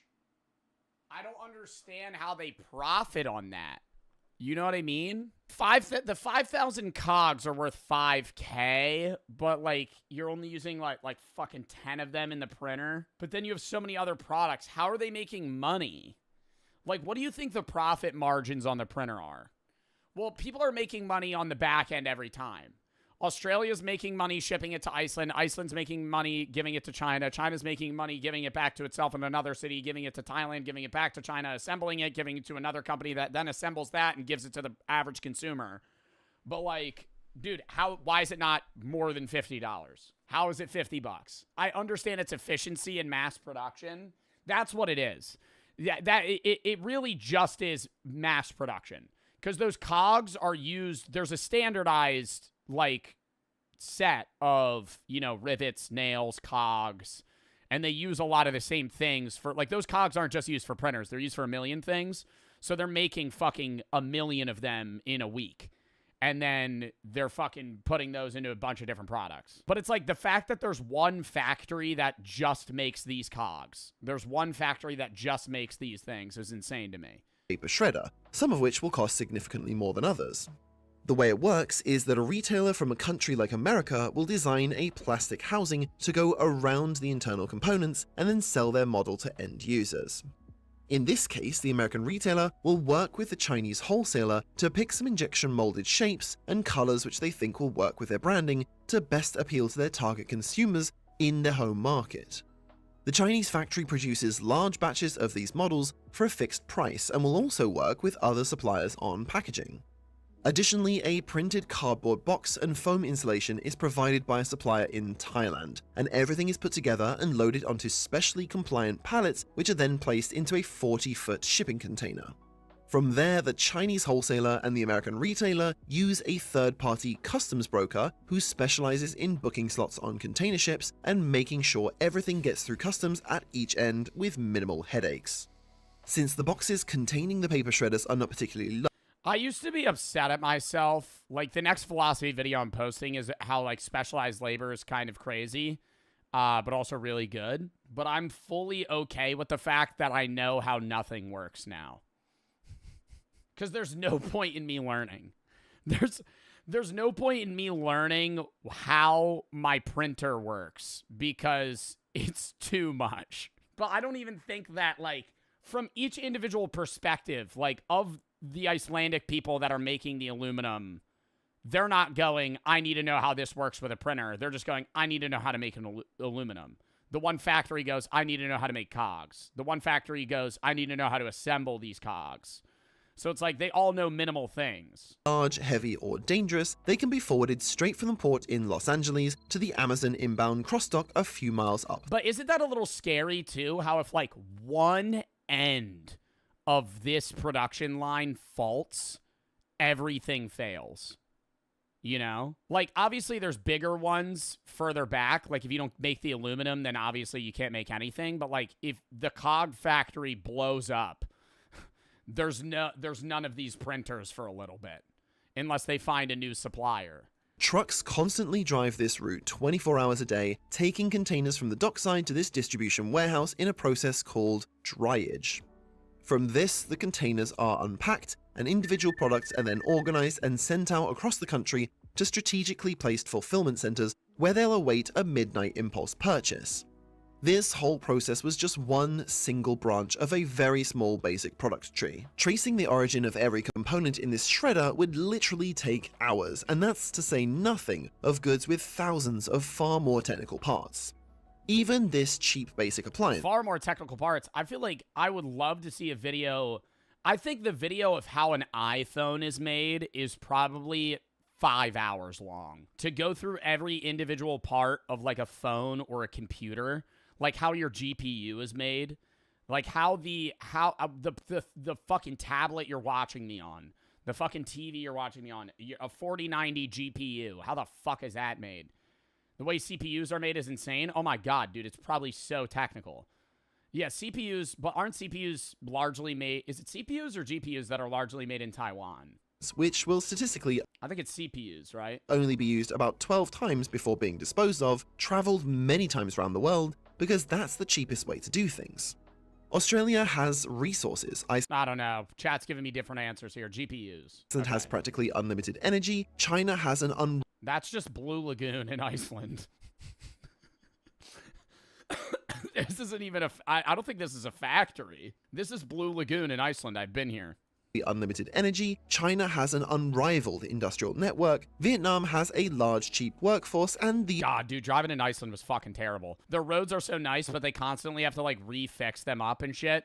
And I was driving past, like, freshly paved asphalt, and I just hear... just rocks hitting the bottom of the car, and I'm like, this is a fucking rental. this is a rental. And for like 5 minutes straight, just fucking slamming the bottom of the car. I'm like, dude, this shit's gonna explode. USA has insatiable consumers. It's up to you to decide if you think this web of comparative advantage has really made the world a better place. But what it has done is made things cheaper and more convenient. Today, a paper shredder is an impulse purchase, but just 50 years ago, an electronic device like this would have been a family heirloom. What the fuck is a paper shredder for?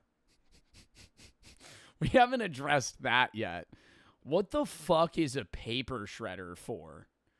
Shredding paper, but why? Like important things, like documents and checks.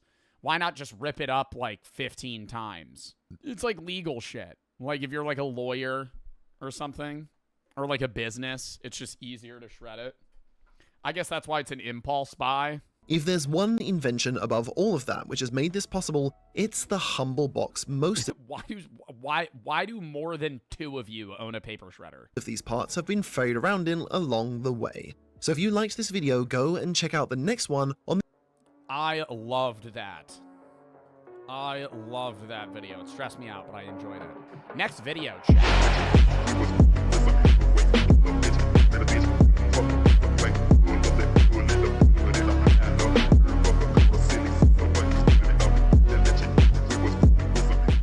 Piracy is the logical solution. If buying isn't owning, then piracy isn't stealing, which is why piracy is no longer seen as digital theft reserved for risk takers and your plug who knew a sketchy website. Now it's easier. No, actually, though. 2025, pirating like a show, movie, or professional sports match is so normal.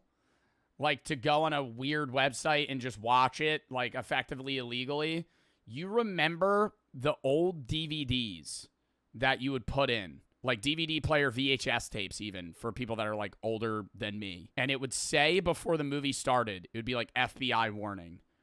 Piracy is a crime that could be fined up to blank and blank with this amount of years in prison. This is like a serious, because like people would go to movie theaters and like film movies and then upload them. And the rips were terrible. And people would watch that. Now, people just rip a show straight off of a fucking streaming service and just upload it onto a sketchy website. And people will just watch that. Like, it's crazy how normal it is now, I guess. Do they even crack down on that? Like, is piracy something that people get actually charged with anymore? I feel like, yeah, but not, maybe not as much. Because it's hard to track, and there's so many people that do it. And more convenient than ever. TV, movies, sports, live events. Like, it sucks to say. I mean, it not sucks, but one in the chat if you've pirated something. I'm not advocating for this, but like, whether it be a UFC fight, a Jake Paul fight, yeah, most people, because I think the term pirating isn't what it used to be. The term pirating now is like, I went on a website to watch a fucking UFC fight for free. I went on this instead, like, most of the time, that's what people are probably meaning when they say pirating. It used to be like, yeah, I bought a rip off a guy who was illegally recording in a movie theater. Whatever you want for free. It's become so normalized that piracy sites are getting more yearly visits than every streaming service combined. But this makes sense when you consider that every facet of the entertainment industry has been destroyed by corporations. Even if you're not a sports fan, you will relate to this struggle because how every day the sport you want to watch is on a different platform because the one company didn't buy everything. It's like now the NBA or like the MLB, it's like, okay, well, it's on this one day and this another day and then this another day. Oh my God, it's such a fucking pain in the ass. That, and then it's like Netflix used to be, bro, anybody remember 2017 Netflix? My God, that was peak. Because you would fucking load that bitch up. It had so many shows and movies. It was like the only thing. Now you didn't have to use fucking on-demand. You didn't have to pay for a show. It was awesome. And then it was like, oh, HBO Max or Hulu's out. It'd be like, oh, that's kind of cool. They have even more stuff. And then it got to a point where like there's 9 streaming services that constantly battle for different shows. So it's like you can't own one to watch what you want now. Now you have to own 5. Because you have one show on each network that you want to watch, and they're purposefully pulling from other people because they're trying to get customers to transfer over It's so stupid. You need to see how insanely difficult it is just to watch a basketball game. I live in Oklahoma City, and I really wanted to follow the Thunder and the entire Western Conference. Every single basketball day is probably on a different network. There's a network that probably owns like Monday, Thursday, and then there's ones that own like Thursday or weekends. I don't know basketball days generally, but like it's absurd the lengths you have to go to watch professional sports now. I bought NBA League Pass for $110 for the season. Silly me for thinking that one streaming service would have every game. No, that only has 3 days a week, probably.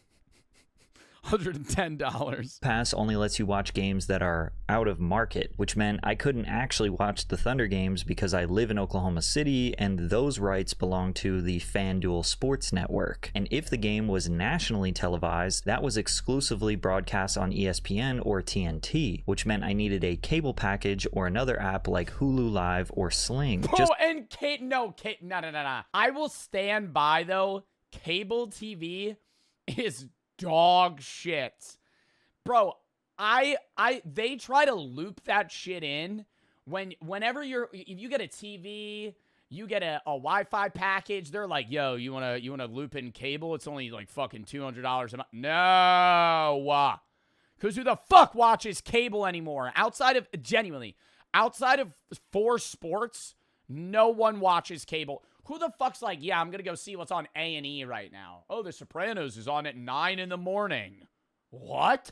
To catch the games literally happening in my city. As of right now, if you want to guarantee that you will be able to watch all of old people, yeah, somebody said my grandparents. Yeah, old people. No, I feel like more and more, there's probably stats on that. I would say the average Gen Z person does not own cable. The NBA games in the US, when they are actually happening live, you need to have ESPN, which requires you to have Hulu plus Live TV or YouTube TV or Sling Orange TV or with an upgraded cable package. Then you need Peacock, which is $11 per month. Then you need Prime Video, which is $9 per month, and ABC, which would come with your basic local cable subscription. The cheapest way to get Bro, it's like that's just to watch one basketball game. I think like pay-per-view, it's a little bit different.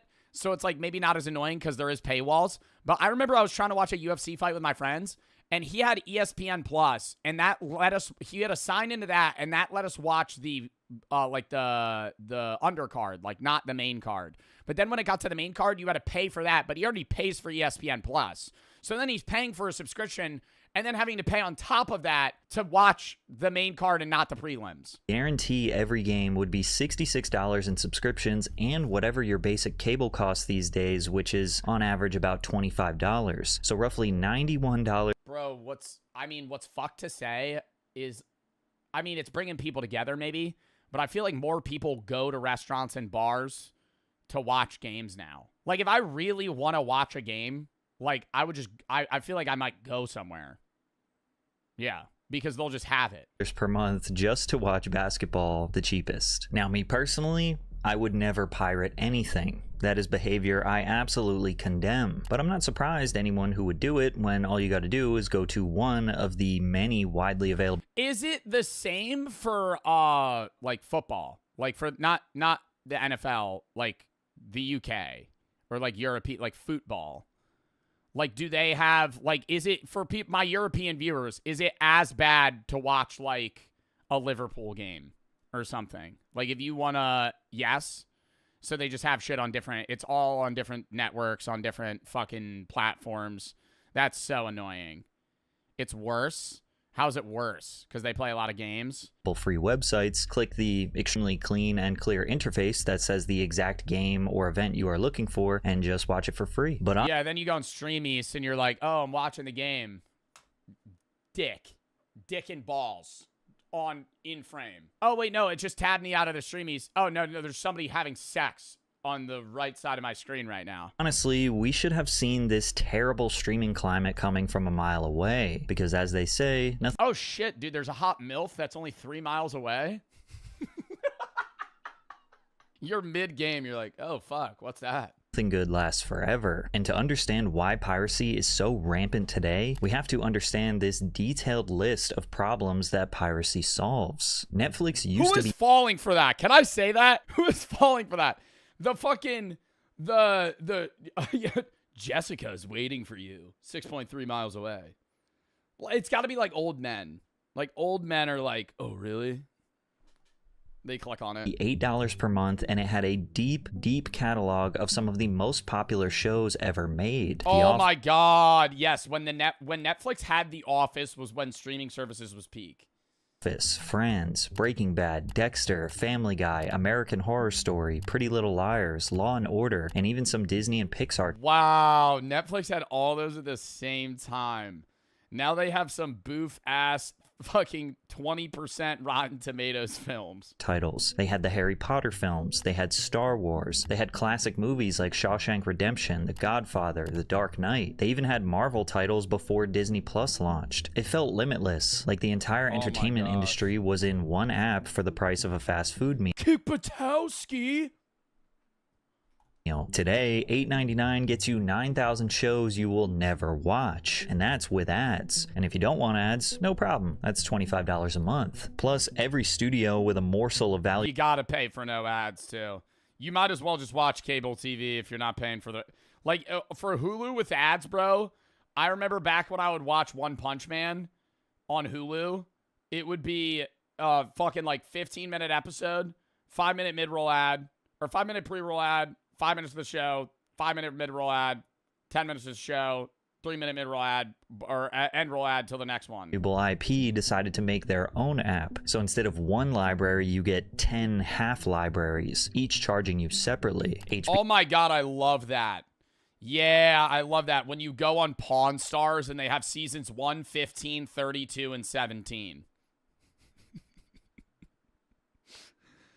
Oh, shit, bro. Oh my God, wait. They have one of my favorite shows. They only have seasons 1, 4, 5, and 12.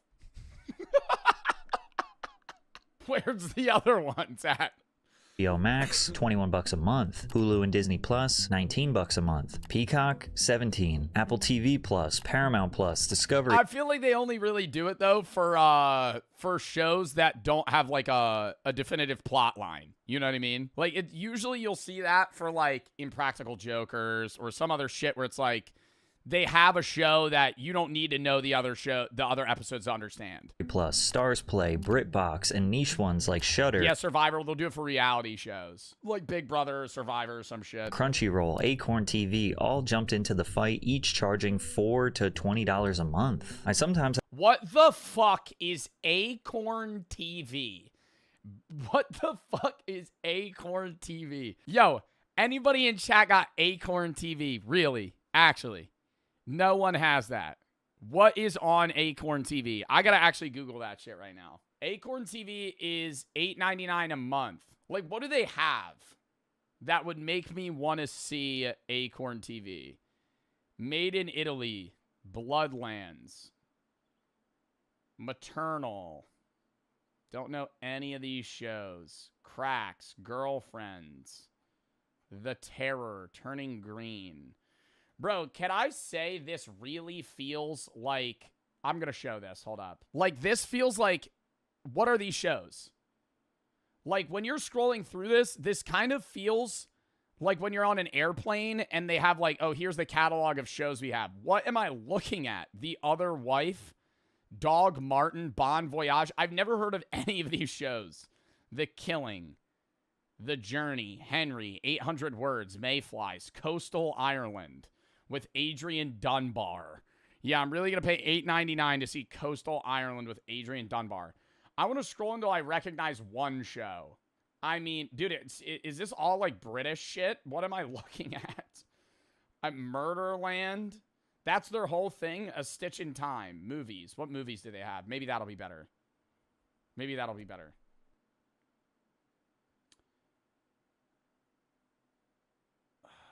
Stardust, Black 47. These are all the movies they have.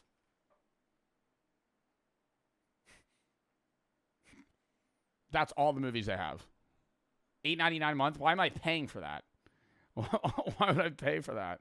What are they offering? And some of them just don't make any sense. I understand Stars, bro. I remember Stars was like the shit before Netflix. into the fight, each charging $4 to $20 a month. I sometimes have this thought like, man, I wish I could just pay one price for all of the streaming services grouped together, and then I realize that's kind of what cable was. But streaming was supposed to be the solution. Well, no, bro. Cable was, yeah, it was cool. The problem with cable was like you paid for cable, but you could only watch the show if it aired at a certain time. If we reverted back to cable TV and made it so like I could watch an episode of whatever without having to fucking record it on a VCR. Yeah, some dickhead just said, Nathan just said record it. Bro, I'm not going to sit there and be like, I need to record this episode when it airs. Then I have to actively spend time out of my day to remember to record an episode of a show that I want to see. Otherwise, I have to wait for that shit to air. No, it should just have a catalog of like out episodes that I have to be able to, that I could watch. But that's not how it was. You paid for cable TV, you had on demand, and then when you would go to watch the show, some of it would be free. They would have ads with it, sure. But then a lot of the time you had to pay for it. You had to pay like $8 for one episode of a show. And then you owned the episode. And yet they are slowly turning into the very thing they sought to destroy. Check out this old residential cable service price sheet from 1993. Just your basic news and weather channels was the same cost as Netflix when they first launched. Adding just 2 or 3 premium channels like the Disney Channel takes the price from $8 to $20 to $27 per month. This is actually insanely expensive for the 90s, especially when you consider that you did not get to choose what content to watch or when you could— No, you just fucking tune in. I mean, there's like some nostalgia in that, but like in modern time, yeah, I could look back at that and like when I'm at a hotel, I'm like, yeah, let me see what's on TV. It's fun. But if every day I had to be like, let me go watch something, and I tune in 35 minutes into an hour-long show, and I'm like, oh, I don't even know what's happening. You can't get into anything. Like that's what makes that shit impossible, is like you can't start anything new with cable TV unless you've been there from the beginning. Because if you want to watch The Office, or not The Office, because those are just random episodes. Let's say you want to watch like Supernatural, which is a show that ranges like 14 fucking seasons. And on cable TV, season 7, episode 22 is on. I can't invest myself into Supernatural. I don't even understand the fucking plot line.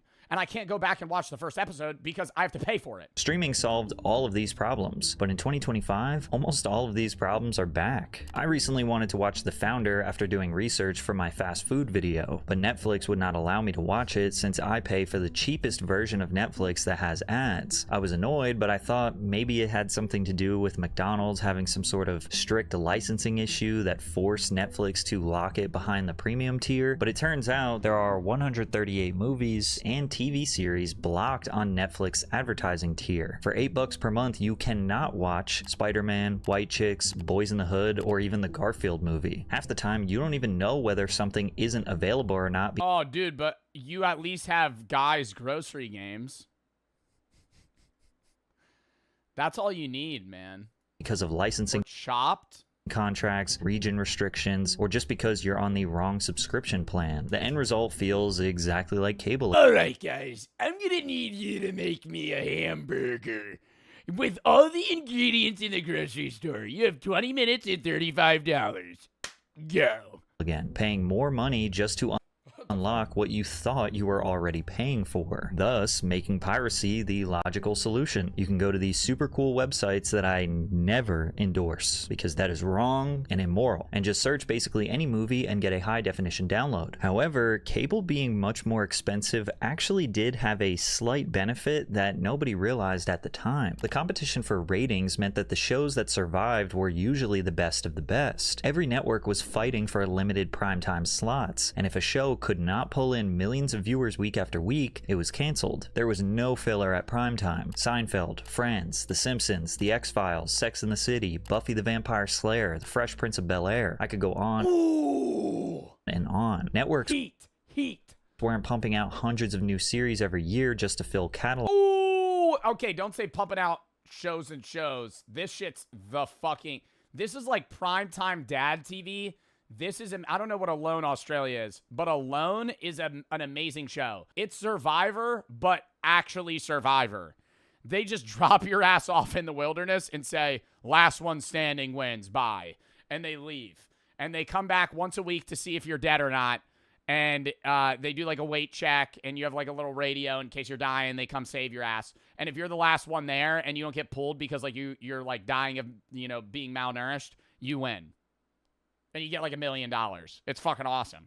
Log space, they were making sure the few shows they produced had the writing, acting, and budgets to succeed. And to no surprise at all, Naked and Afraid? Oh my god! See, do they still make that on cable? Or not on cable. Do they make that for streaming services? I would watch that shit. That was hilarious. Naked and Afraid, it would be a bunch of cameramen. They're fucking filming from like 8 trees away, just like this. And they're like, all right, they're meeting for the first time. They walk up, they're butt-ass naked. And they're clearly trying to not look at each other's genitals. And so they walk up to each other and they're like, hey, what did you bring?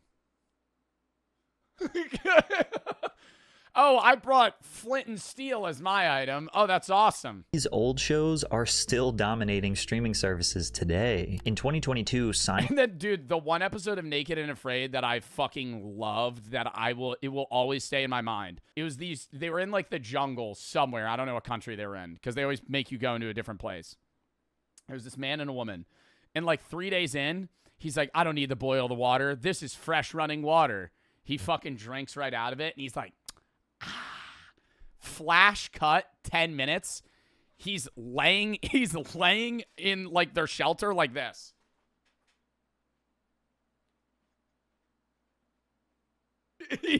He contracted some fucking virus in the water. He had to get airlifted out. He lived.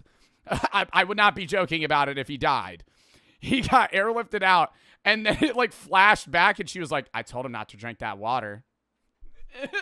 She was like, I told him not to drink. There was amoebas in that shit. Seinfeld racked up 19.3 billion viewing minutes on Netflix, making it the 10th most watched show of that year. Compare that to one of their most popular originals, Wednesday, which was everywhere in 2022. Viral on TikTok, Jenna Ortega was launched into A-list fame. It was damn near a monoculture moment, yet it still drew fewer minutes than Seinfeld, a 30-year-old sitcom. Shows like The Umbrella Academy and The Rings of Power pulled in about half the audience of Seinfeld. No, but it's like, I feel, I know on cable TV, there was a lot of shows that you didn't watch, but because it was like prime time slots, whenever you tuned in, you would recognize the names of the shows, even if you didn't watch them. Now, when you scroll on any streaming service library, not just Netflix, I feel like 1 in 10 shows you recognize. The other ones just look like all duplicates of themselves. In like medieval times or like the 1900s. It's always like a man just like on Acorn TV, some guy just like fixing his tie. The cut or the thumbnail of the show. The Griswold. And he'll be just standing like this, and it's like they have 15 seasons of that show. Who the fuck is watching that? Cable forced networks to compete for your attention in a way. Somebody is. I feel like I would love if they released the watching. Do they do that anymore or no? I feel like there was a time where they had to, or for some reason. I wish Netflix would release stats on like how well or not well shows performed. Because I guarantee you there are probably like 10 to 20 shows on Netflix that actually get hundreds of views.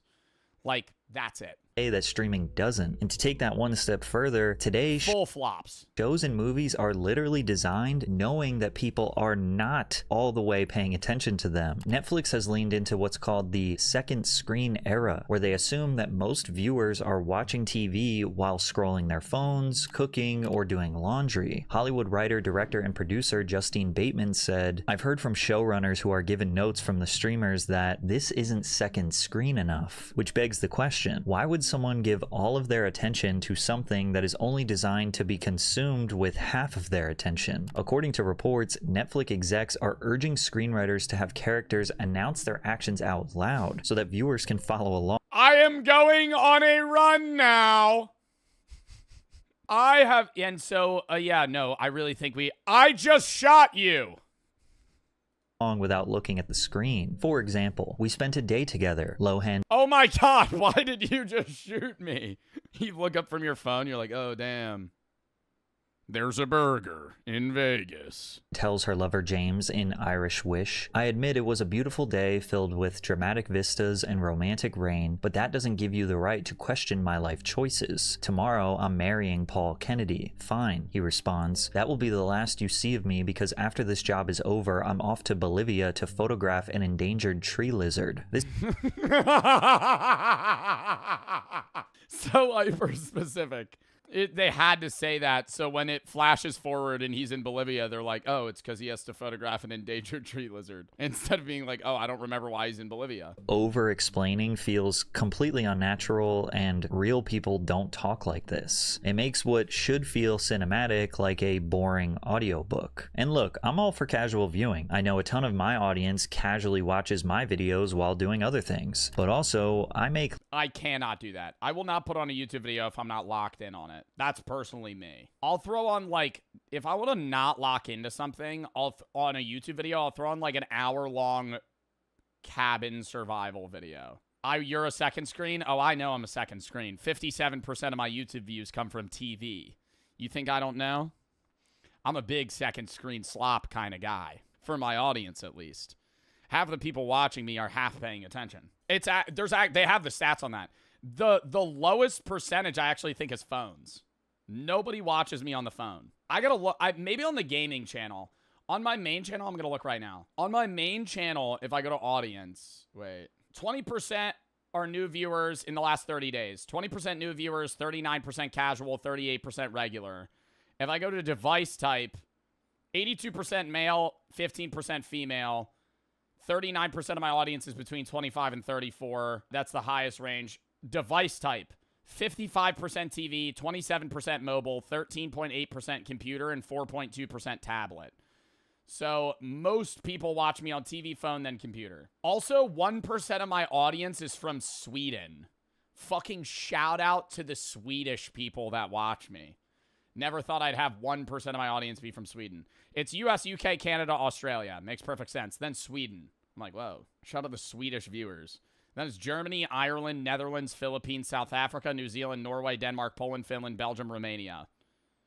0.2% of my audience is from India. Low-budget YouTube videos that are free to watch, not multi-million-dollar films behind a paywall. I don't know about you, but when I watch a movie, I like to pay attention. By training viewers to expect... Yeah, movies, you gotta pay attention. I think it's shows... Well, I don't know. I would say a lot of people put on shows as second screen TV. Would you guys say you put on movies as second screen TV? I would say if I'm watching a movie, I'm watching a movie. I'm locked in on a film. But a TV show, I might tune in, tune out. Content that doesn't demand their full attention, Netflix is creating an audience that's even less likely to pay attention. And the less they pay attention, the less they care about quality. And as long as they feel just entertained enough, means they likely won't cancel their subscription. It's almost like they are conditioning the perfect audience who will barely pay attention to their content or their... I watch Dexter as second screen. Yeah, you could watch some episodes of Dexter second screen. If it's like Deb being like, you don't care about me, Dex? I have a lot of beer in the fridge, Dex.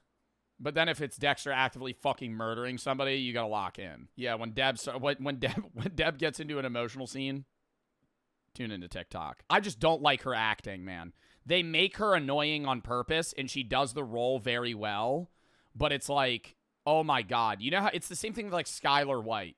You know how like they make Skylar White purposefully annoying? Like, it's like that. She does really well, but it's like, fuck, man. Like, I hate the character. She is having some character growth in Dexter currently, though. I'm starting to like Deb a little bit more. I can't say why, because that would be spoilers. In the cable era, a show needed to be excellent to survive. Well, not forever, actually. This started to die in the 2000s. Once cable became the dominant form of television in America, the few companies at the top could now take advantage of their market dominance. Cable prices climbed 40% in just 6 years, jumping from about $34 in 2000 to $47 in 2006. Meanwhile, inflation only rose 14.3% in that same period. Cable companies such as Comcast, Spectrum, Dish, DirecTV, and Cox started bundling networks into giant packages with Cox? Hundreds, sometimes thousands of channels. If you wanted to watch ESPN, you were forced to also buy Lifetime, QVC, the Golf Channel, MTV3, and whatever else they decided to shove into the bundle. You weren't allowed to just pick the 5 or 6 channels that you actually watched. And now, streaming companies are doing a similar tactic. They flood their platforms with new shows. Yeah, bro, I remember we had cable TV and we got some like free bundle when I was younger and we had 2,000 channels. And you only watch channels like 1 through 100. So I was like, what the fuck is on the rest of these channels? You go to channel like 1,732, it's just some random shit going on. Movies you will never watch because adding volume creates the illusion of value, justifying their increasing price. Netflix alone released 589 new Netflix originals in 2024, just slightly over its 2023 total of 589 Netflix originals, like not 589 shows or 589 individual like episodes? Netflix did not release almost 600 new shows or things. 68. There can't possibly be nearly 600 new shows and movies worth watching every year, but it's all part of the bigger plan. Every year, Netflix originals slowly take up more of their catalog, and then they license less. In 2022, over 50. Yeah, and it's like Netflix originals can be pretty fire too, but most Netflix originals you're not watching. Like, you've heard, you know Stranger Things, you know Squid Games, but it's like, you don't know fucking some random sitcom they have casted. 80% of their catalog was originals. Now, some of these originals are good. Ozark, Queen's Gambit, Beef are just a few off the top of my head, but the rest are mostly filler. They are watering down their product to... The Good Place is a Netflix original, and BoJack Horseman, and Big Mouth. They didn't start as originals. Save money instead of purchasing valuable shows, because licensing the movies and TV shows you actually want to watch cost a fortune. In 2019, Netflix lost both Friends and The Office, two classic, reliable sitcoms that were some of the most watched shows on their platform, after Warner Media and NBC pulled the rights for their own services. To fill that gap, Netflix struck a massive deal to acquire Seinfeld, reportedly paying over $500 million for global streaming rights, and that's only for 5 years. So they would have to spend another fortune to keep the show. And this is the cycle we're stuck in now. Streamers don't want to pay billions to keep the classics that people actually want to watch, so they crank out repetitive, boring, low-budget originals that are literally designed for you to halfway pay attention to. Then they slowly raise the monthly price because look at all this new, fresh original. Why is Hulu the most expensive? Hulu does have a lot of good stuff, I think. But I feel like, is that because it's Hulu without Hulu without ads? It's not ad free. This is not ad free. Oh yeah, no. Oh, you mean I'm saying this is not with ads. This is ad free.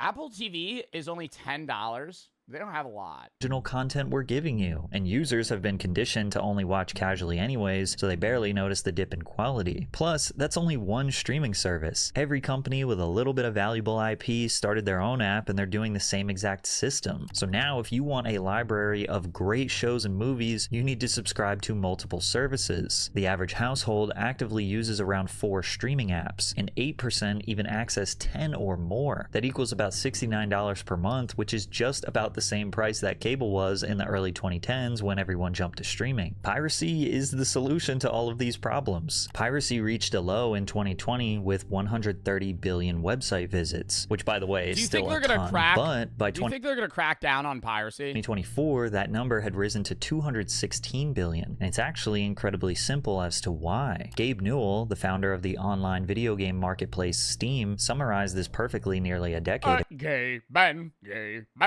ago. We think there is a fundamental misconception about piracy. Piracy is almost always a service problem and not a pricing problem. If a pirate offers a product anywhere in the world, 24/7, purchasable from the convenience of your personal computer, and the legal provider says that the product is region locked, will come to your country 3 months after the US release, and can only be purchased at a brick and mortar store, then the pirate service is more valuable. In short, convenience is key, and people are willing to pay, but why are they making it so complicated? The music industry got it right for the consumer. They created something so Oh, that's true. There's competitors, but I really do think like I don't have a problem with Spotify. I understand like what is it? Like I buy Duo. How much is Duo? Because I pay for me and Brooks. It's like what, like $12? It's like 12 or 15 a month or some shit. I don't know what it is. I think it's 15. But it's like way cheaper to have duo than solo. What the fuck is duo? You get 2 accounts of premium.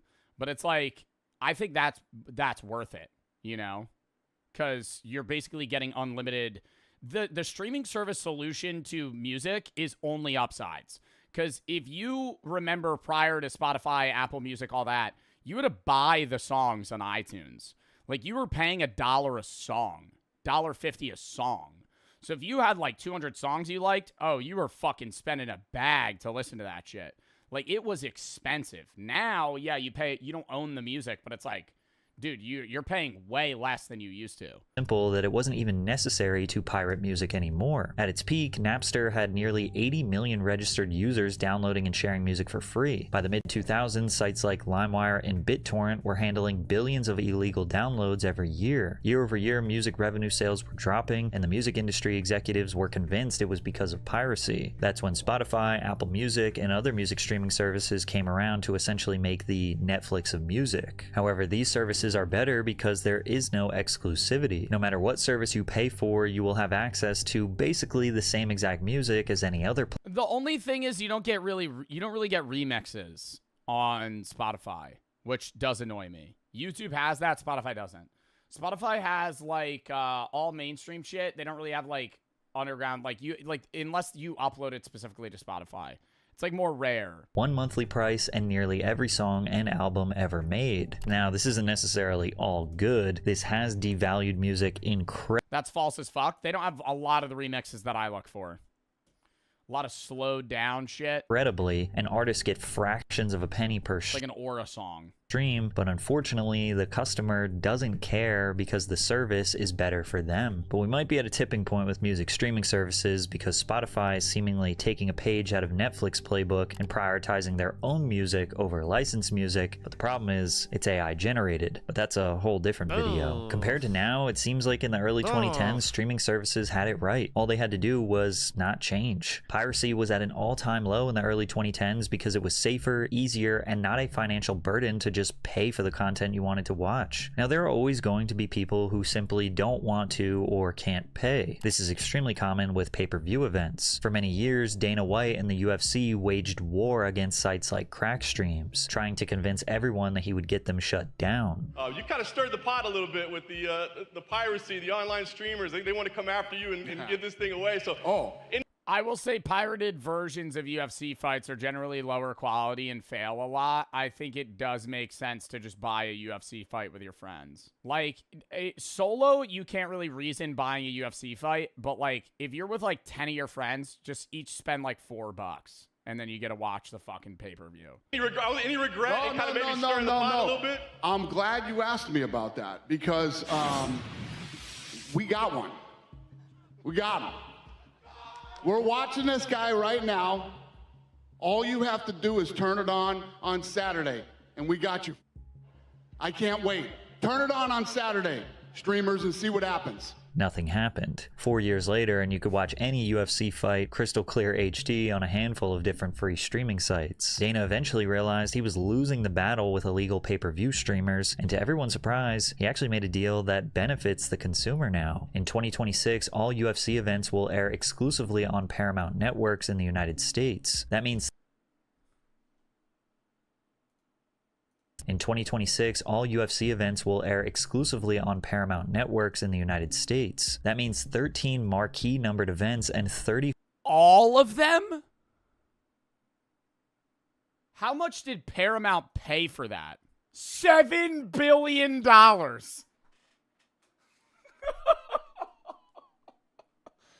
$7 billion. Oh my God. Wow, I was going to say that shit ain't cheap. You're getting all of the UFC? Fight networks in the United States. That means 13 marquee numbered events and 30 fight nights will air via Paramount Plus. For $13 per month, you can get all the UFC events and all of Paramount's content ad-free. This is actually... Wow, that is so fucking crazy, dude. A monumental shift. For the first time ever, $7 billion. fans will have access to the fights at the lowest cost in history. But it's not all positive. Some suspect that this is the beginning of the UFC resorting to basically all the exact issues I have already raised with streaming services. Once the UFC moves fully to a streaming platform, they've got your money locked in, whether the card... But then how do fighters get cuts at pay-per-view? Because don't main card fighters get a base salary for the fight, and then they also get a cut of the pay-per-view earnings? So how does that happen?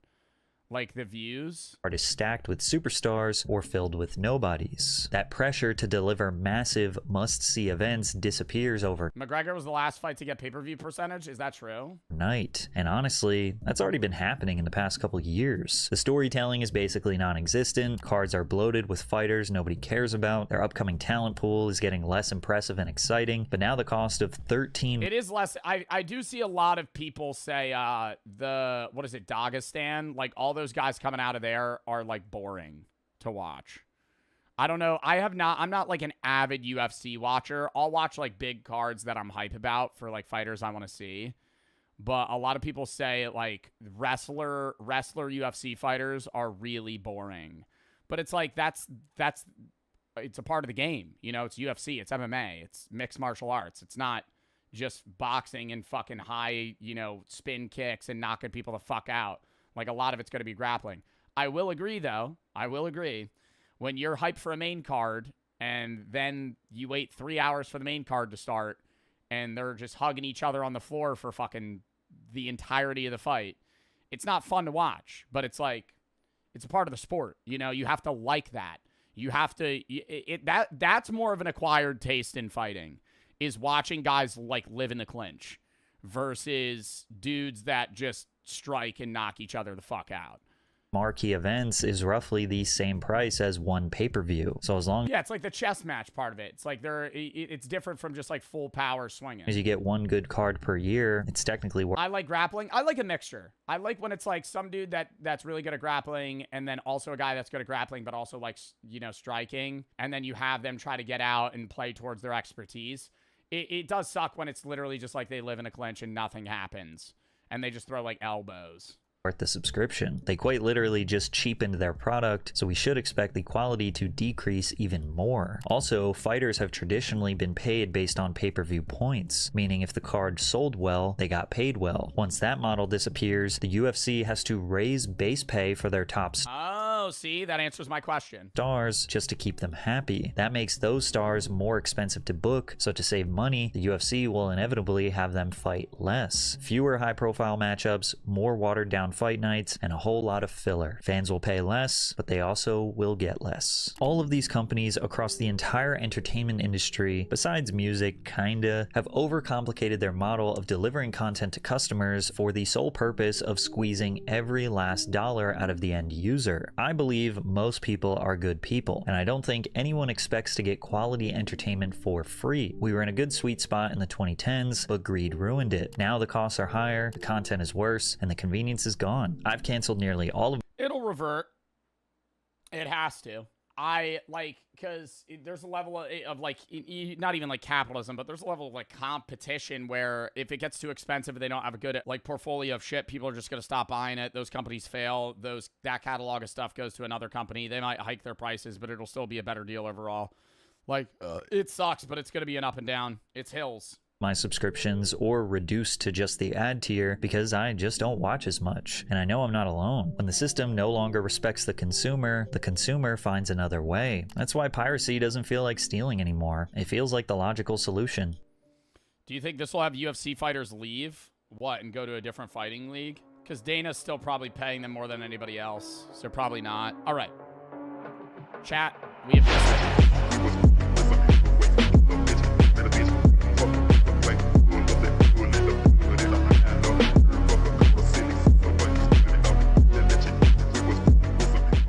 I only ate bricks for 7 days. Hi, Cody. Hypothetically, if I took like my daily meal and then like put it all into a blender and then blended it up into a brick and then ate that brick for a week straight, would I survive?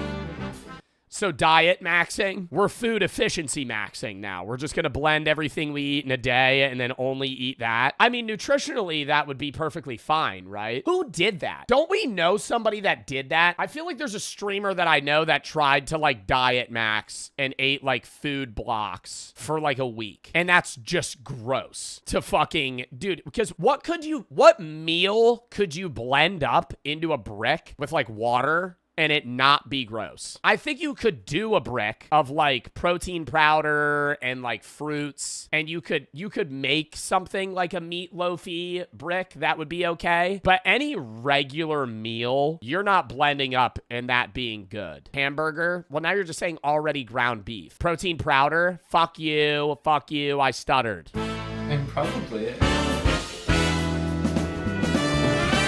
I'm gonna die at 23. What would be the best one meal to blend? Like a chicken Caesar salad, maybe? No. I feel like a full meal of, if you blended like eggs, a meat, fruit and vegetables, and water, you would be fine. But you would, I don't think any combination of those things would be at all appetizing. Eating is way too complicated. Imagine a world where everyone just ate one thing. No more thinking of meal prep, no more doing dishes or cooking. Now imagine bricks. Imagine if everyone just ate bricks instead of food. I'm imagining it right now. It feels so good. I'm getting so bricked up. For the next 7 days, I'm gonna be eating only bricks of food. But what do I put inside of that brick exactly? Well, how about I ask my... That is fucking... I'm going to ask ChatGPT. Hello, ChatGPT. I am diet maxing, and I would like to get all of my needed nutrition in a day in one brick of food, but I also don't want it to taste like poop. Any Rex? Question mark. Love the ambition. That's some next level biohacker / efficiency core energy right there. Crying emoji. If you're trying to get all your nutrition in one brick of food, basically a complete meal compression into a bar, you have a few good paths depending on your goals.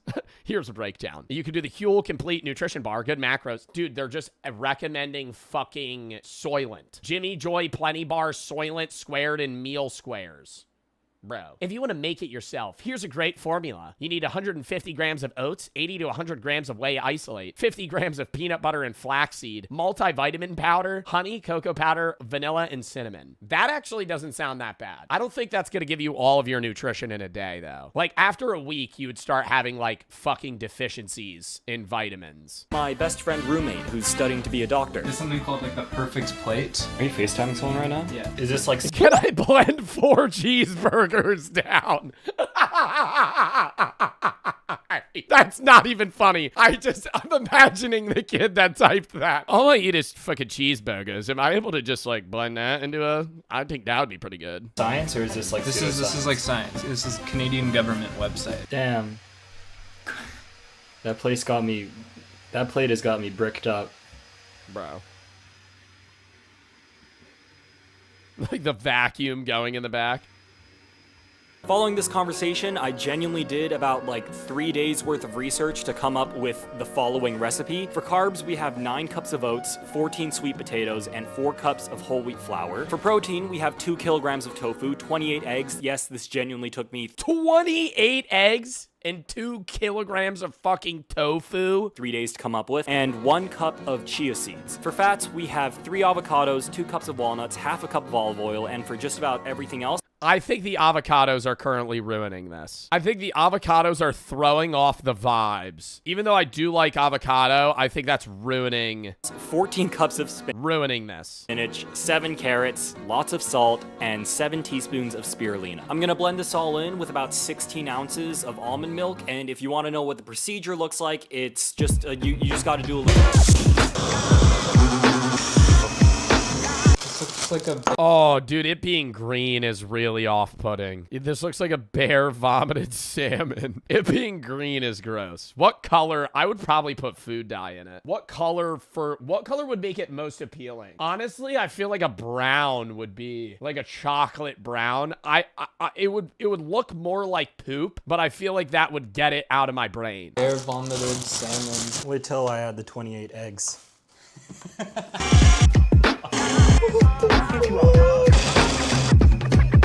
So... Oh no. Does he have to cook it? I think from here it's like you have Cody's currently explaining how the Epic of Gilgamesh directly led to the creation of anime. Roman ideals formed out of the Greeks. Right. On a completely unrelated note. You're filming a YouTube video, your friend just shows up. So, you know, like Gilgamesh. Do we have a mop bucket? Oh my god, no, that is so much worse than I thought it would look. And he's putting it in a fucking recyclable bin. I hope it's unused. Dude. I then put the blended slop into baking trays. It kind of looks like Dubai chocolate. And end up with 5... I think that... Ooh, wait. Bricks, which is about 20,000... Okay. Do I think it'll taste good? No. Does it look kind of like a good pistachio brownie? Yeah. Calories to get me through the next 7 days. So without further ado, let's... I think day 7, it's going to be really hard. Move on to... Okay, here's my daily brick. Let's just go. He only has to eat 1 per day. If he only has to eat 1 per day, that is actual full-on fucking diet maxing. There's no way that's 2,000 calories plus. Go for it. Let's. It tastes like just like someone took a normal meal and then pre-chewed it and then spat it into my mouth. The brick didn't.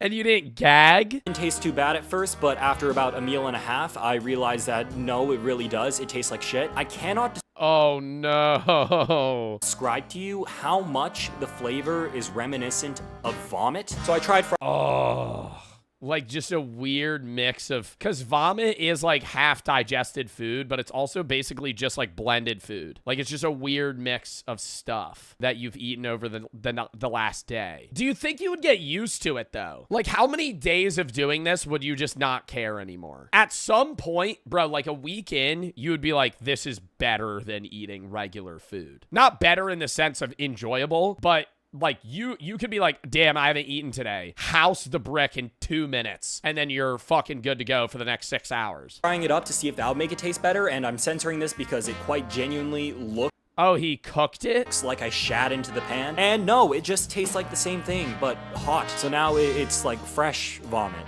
I guess. This made day 1 easily the hardest day of the challenge. And it gets easier later on. And you'll see how it gets easier on... I feel like, do you think frozen would be better? Like a frozen brick of blended food? I don't know, maybe refrigerated, like on the brink of being frozen.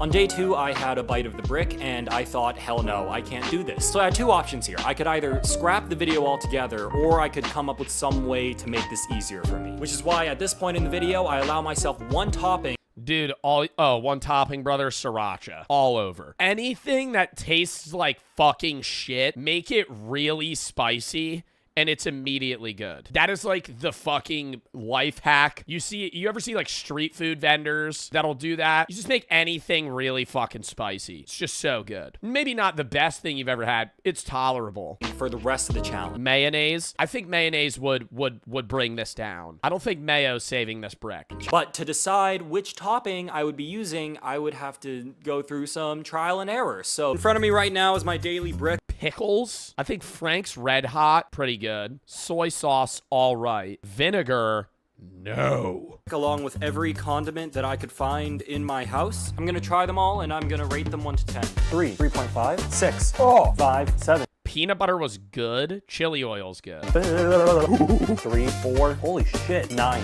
Kimchi is good on the brick. I mean, there's a lot of tofu and egg. 7, 2, 3, 5, 2. That's a 9. Hot sauce! Oh no, the kimchi one? Fuck. I was gonna say hot sauce was a 9. That's goated though. 2. That's a 9. Hot sauce, bro, because hot sauce is if you put hot sauce on something, it is the forefront flavor of the food you're eating. The rest is just texture. And if the texture isn't gross and all you're tasting is Frank's Red Hot, you're going, huh, this is pretty fucking good. Well, isn't kimchi also spicy at times? Now, remember Cody from the beginning of this video? Yeah, it's also his birthday at the end of this week. So for the nights leading up to it, I thought I would do a good friend thing and I would make him some nice dinners. I'm probably gonna be frothing it. Oh, he's gonna be. My friend Cody's actually pretty busy, so I'm gonna give him a slice of my food brick. The mouth while making the food, but at least I can fatten up my roommate before I cook him into my evil stew. Bars. Actually, though, the level of efficiency this gives to your life is insane. Imagine, I mean, a lot of you guys don't meal prep now because your parents might make you food and shit, but imagine you're like 25. You have to meal prep like 2-3 times a week, and you have to go to the grocery store and buy a bunch of different things for meals. And instead, you just one time a week get an industrial blender and mix all of the food that you're gonna eat in a week and just fucking stack it in your fridge. Like, how gross that is, but that would be, you would save so much time. So for the first night, I decided to make Cody some. Wait, that's not dinner, silly. That's a pre-alcohol probiotic drink. Sponsor of today's video, Z-Biotics. Okay, I have to tell you about this maybe I should have known about that before I fucking drank 23 margaritas. Product that I use before a night with drinks. It's called I think some of these products work, but the part of the problem is that a lot of the products that are like, hey, this will make you feel better when you're done drinking, then you just drink more. You know what I mean? Like, even if that's gonna settle your stomach or help, then you just drink more because now you feel better. Like, humans don't have limits. Humans, at some point, like some people do, but there's like a level of being drunk where you just don't stop drinking until you fall asleep. Not everybody has that. A lot of people at bars, it's like you're so drunk you just keep saying yes to drinks. So if you're on something that's going to make that so you have even a higher of a limit, I feel like, alcohol. Okay, I know this is a sponsor, but I kind of want to hear this out. Biotics Pre-Alcohol Probiotic is the world's first genetically engineered probiotic. It was invented by PhD scientists to tackle rough mornings after drinking. Here's how it works. When you drink, alcohol gets converted into a toxic byproduct in the gut. This is such targeted advertising. It's primarily this byproduct that is to blame for your rough next day. Now, pre-alcohol produces an enzyme to break this byproduct down. Just remember to make pre-alcohol your first drink of the night and drink responsibly so you can wake up feeling better the next morning. Click the link. I don't know. You think that works? I've never tried one of those before. Thanks again to Z-Biotics for sponsoring today's video. Cody's first dinner of the week was gochujang butter cabbage and steak. While I was making this, I'm pretty sure I came in my pants a little bit, but no biggie, we wiped that off. It was especially jarring seeing his... Okay, you know how shitty this is, though? You're making your friend such a nice dinner, and you're like, yeah, I'm just gonna eat my food brick. His food next to mine, considering that all I did for dinner was throw caramelized onions, a chunk of leathery vomit onto a plate. Anywho, this is the first night of dinner for Cody. I hope he enjoys it. Damn. How's the brick today? So the brick itself, 1,000,000 times better than yesterday because I got the kimchi update. Gochujang butter, steak, and cabbage is what I made for you. Oh, my cabbage is really good. It's a really good texture. Oh, yeah, it's really good. Yeah, it's really good. You want to switch plates? You want to bite of the poop brick? You want to eat some of the poop brick? It's got tofu and eggs in it. It's got everything your body needs. Now, this wouldn't be a Kodakai video if I didn't drastically change my sleep schedule in some way, so let's flash forward to the morning of... This is me, wide awake at 6:30 a.m. So I went to sleep at like 7 a.m. and I ended up waking up in like the late afternoon. I bought more kimchi, I ate more brick, and sooner than later, it was time for dinner. Cody... I hope he talks about what his poop consistency is like. I would venture to say that it's probably either really good or really bad. I think it would be like solid because he is getting everything he needs, but I bet it would be kind of liquidy. Mentioned manze soap. Like, yeah, like, no, not rock hard. I bet it would be like he has diarrhea. But a couple times during the day, so I did my best to make some with what we had in the apartment. I ejaculated in my pants again, I garnished it with an egg yolk, and yeah, that's the, yeah. I already ate, so I'm just having a little bit of brick. Oh, this looks really good. Have a serious conversation with me while I take a bite of this brick. How much of a person would you have to eat in order to be considered a cannibal? Ooh, good question. I would say it's less the amount and more the intent. Is that fair to say? Because if you accidentally ate like the fingertip of a person, don't ask how you would ever be in that scenario. But let's say you know a guy named Eric Cartman and he makes you chili for a chili competition and you eat it. Are you now a cannibal? No. Or like an unwilling? I don't know. If I'm just going off the amount alone, I'm going like more than a finger. Like if you ate that, you're not a cannibal. Like a digestible amount of food. Like if you ate because at that point, are you a cannibal for eating like your hangnails? I don't do that. I'll bite my hangnail, spit it out, but like there's people that eat like their fingernails. Are they cannibals? No. Because you can eat 3 people. Well, but then like, slips down the stairs. Human bone, legally. They're a cannibal. You have all sorts of... I love how he left in like random bits of the conversation and just full skipped everything else. Well, legally, hard cut. The second person, 2 kilograms of their friend. They're on rafts. Because I bite my nails like I've kissed a guy. Probably a cannibal. Dicks do you have to suck? I just drink it when it's available. Taste it as I go. 2 dicks. Drink 4 in one evening. RFK is going after Tylenol now. Everyone comment down below how much human you need to eat before you're considered a cannibal. I want to see the answers. Nobody gave an answer. Are you fucking kidding me? No one answered. They're all talking about the fucking video itself. Hi subreddit. This is all of the brick that is left in the fridge. This is all that I need to eat before everything is done. Ignore the fact that one of them is sitting on a frozen pizza. They all look really different. Like this brick looks more appetizing than this one. This one has chunks of food in it. And what do you think that chunk is? I hope like tofu maybe, or like part of the egg. Fun fact, when you eat healthy food, you end up feeling healthy. I felt better this week than I have all year. Workouts have been easier, running has been easier, I've been feeling focused, there's been like a strange level of clarity. I felt so good, in fact, that me and Cody went to a J-Rock concert that night. And this concert went pretty late, there wasn't a lot of time to make dinner, so Cody instead opted to just eat a bag of popcorn. The energy from the concert also seems to have given me this weird, radical idea. I wanted to see how quickly I could eat my nightly brick without vomiting. Oh, he's gonna speed run it like a hot dog. So here's that. 3, 2, 1, start. Ooh, it's a lot softer than I thought it would be. Oh, is Oh, I'll let you stop the timer when you're done. Minute 36 and... A minute 36. Dude, that is food maxing to the fucking limit. An entire nightly meal, that was probably like fucking 600 calories down in a minute. 50 milliseconds. That's pretty good. I'm finished off this popcorn. Can I smell the bag? I'm a mess. Oh, bro, huffing that shit like fucking gasoline. Holy shit. Lead paint.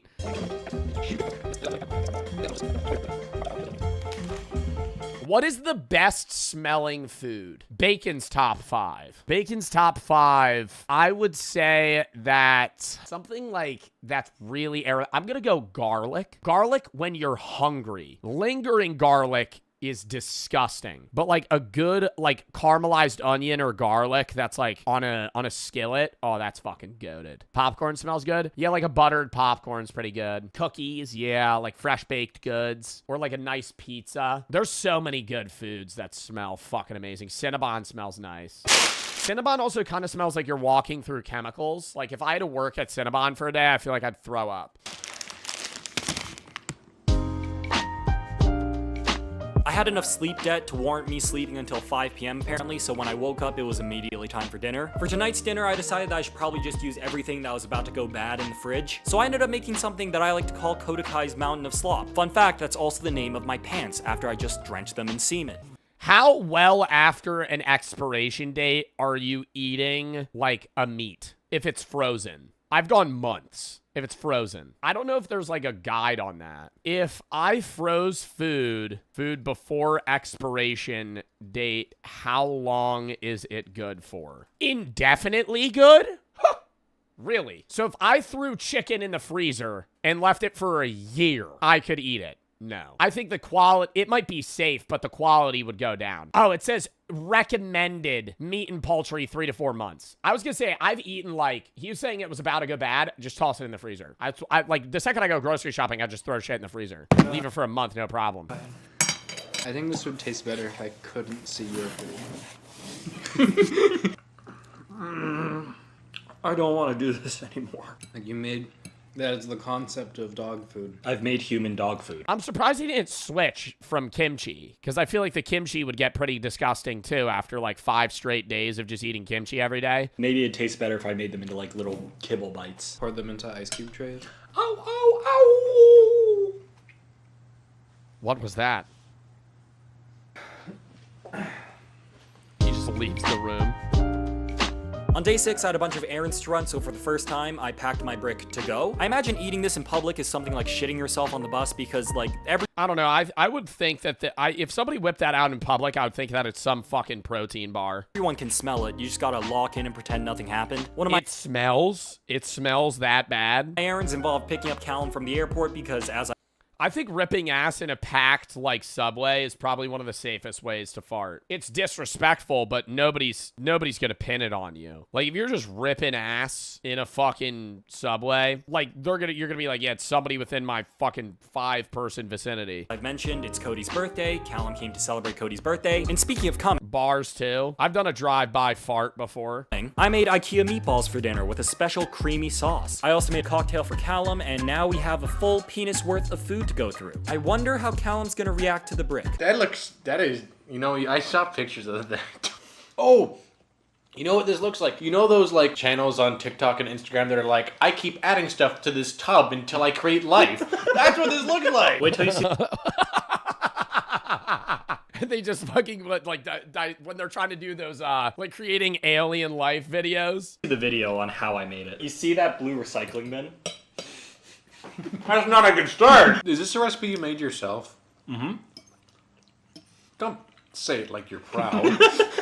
I can read you the recipe really quick. So it's 9 cups of oats, 14 sweet potatoes, 2 kilograms of tofu. I feel like that's not bad if it stopped there. Because sweet potatoes is, like, gonna add some mild sweetness. The tofu is, like, nothing. 28 eggs. Do you plan to sell this commercially? Mr. Beep, I have an idea. Mr. Beast food maxing bars. Dude, Feastables would sell that shit like crazy. They would just dump like 8 fucking kilograms of sugar into it. And now day 7, this is it. You only need to eat this. War is over. I plan Cody's. If you just eat this, then everything, dude. Oh my God. You want to see one of the craziest marketing things that I've ever seen in my entire life? This is so off topic. But if Mr. Beast or any company ever did that, that is like pure monopoly. If you marketed something as like, hey, you only ever need to eat this, you have a customer for the rest of your life. The thing I saw though was the one roll. And it's like a new thing that I think it's Charmin is doing it. And it's like a big fucking roll that is supposed to last like a month. And people were like, why is Charmin doing this? Nobody wants this. Charmin replies and they're like, well, you buy the starter kit and it comes with your own holder and it lasts you a while. It's efficiency. No, Charmin's doing that because they're the only company that sells that. So if you buy one and you have the holder, now you're a Charmin Ultra Soft customer for the rest of your life. So even if only like 10,000 people buy it, it's just, they're just selling you industrial size rolls at market value. Like they're saving money. They're selling you a starter kit too that you have to buy. And now you're only going to buy the fucking one roll. Like it is the highest IQ thing they could fucking do. Party for him since he's been so busy with med student stuff. It was Cartoon Network themed. We had a bunch of friends over. We played games. I made ricotta bites. I came in my pants. And this is where Cody showed up behind the kitchen with a little surprise. Hey, go. Terrible work. I made something for you. What is it? Oh, it's a Pinot. I don't know what possessed him to offer me food when I had half a brick left in the fridge and mere hours left before I ate it. I ate the fucking food. I ate it. I cummed myself too many times and it came full circle. Literally. I am the 2-dick cannibal. Now, why did I do this? Frankly, he's the birthday boy. You can't say no to the birthday boy. Look at that. Well, it's the last 3 hours of the challenge, bro. He has like a kilogram of the fucking, or he's like a pound of the food left. Smile. How can you say no to that face? So yeah, I ended the challenge literal hours before I would have succeeded. Cause yeah, I want to sit down. I want to enjoy food with a group of people. Sue me. Also, I have no idea why I was doing this in the first place. I just kind of thought of it and I was like, yeah, that'd be a funny video idea. And I guess maybe it was. I don't know. I'm calming myself. So that's the end of the video. He has said that like 15 times. Happy birthday to Cody. Lots of love to all the friends that came over. Don't do this. I mean, I guess it's good for you. I don't know. Don't do this. I do wonder if it is nutritionally better for you to eat everything that you would need in one sitting versus spacing everything out. Do you think this is better or worse for you from eating the regular food? I feel like it's probably, I feel like on paper it's better, but your body probably processes shit in a weird way where like you kind of want to be on a sliding scale of multiple things at once versus just always food maxing and then going down and food maxing. Like you're constantly just draining yourself. Maybe that's why he's using the word come so much. Anyways.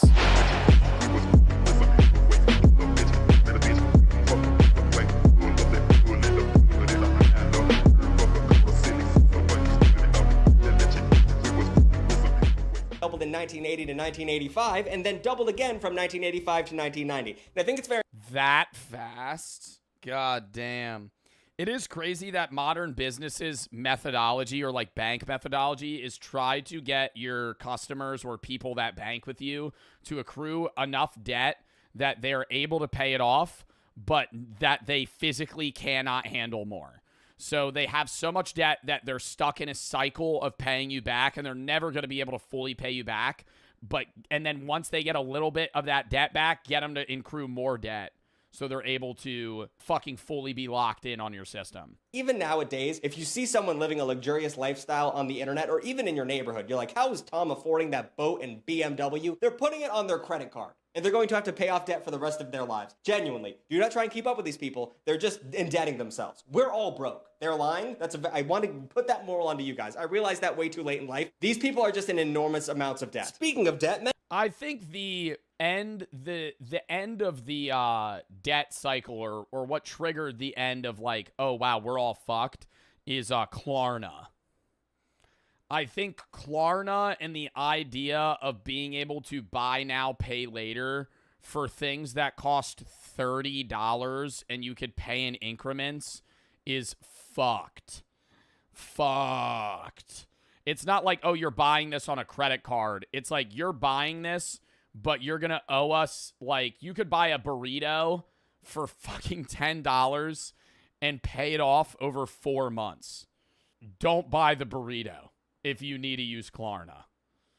And Klarna's a failing business because they're marketing themselves to people that don't pay back debt. If you're a guy that is going to Klarna pay a fucking Uber Eats order, you're probably not going to pay that back ever. So they're just in debt. Like, I'm pretty sure Klarna loses money. I don't know if they're ever making... I feel like I gotta Google that. Does Klarna make money? They gotta be in debt. Like crippling debt. They make money through merchant fees. Okay, that's not telling me... That's telling me how they make money.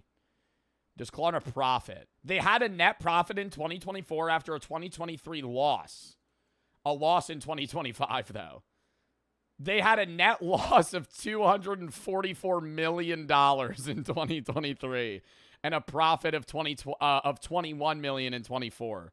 So they're barely squeaking through in business terms. Many of these credit purchases revolved around one of Black Friday's most popular... Maybe it's late game, you know? Maybe they have to accrue the debt and they'll make it back later, but I don't know. Sale items, electronics. Between 1980 and 1989, sales of electronic products increased over $150 billion. And it makes sense. It's 1989, baby. Get yourself a personal computer. Type on that bitch. I don't care. Get yourself a television, a stereo system, video game consoles. It's all good, baby. And Black Friday electronic sales is a trend that still happens to this day. Surveys suggest that approximately 75% of all in-store Black Friday shoppers plan to buy electronics. And one of the most common electronics... I mean, what else are you going to fucking buy? Clothes? I feel like electronics is usually what has the highest, like, markdown.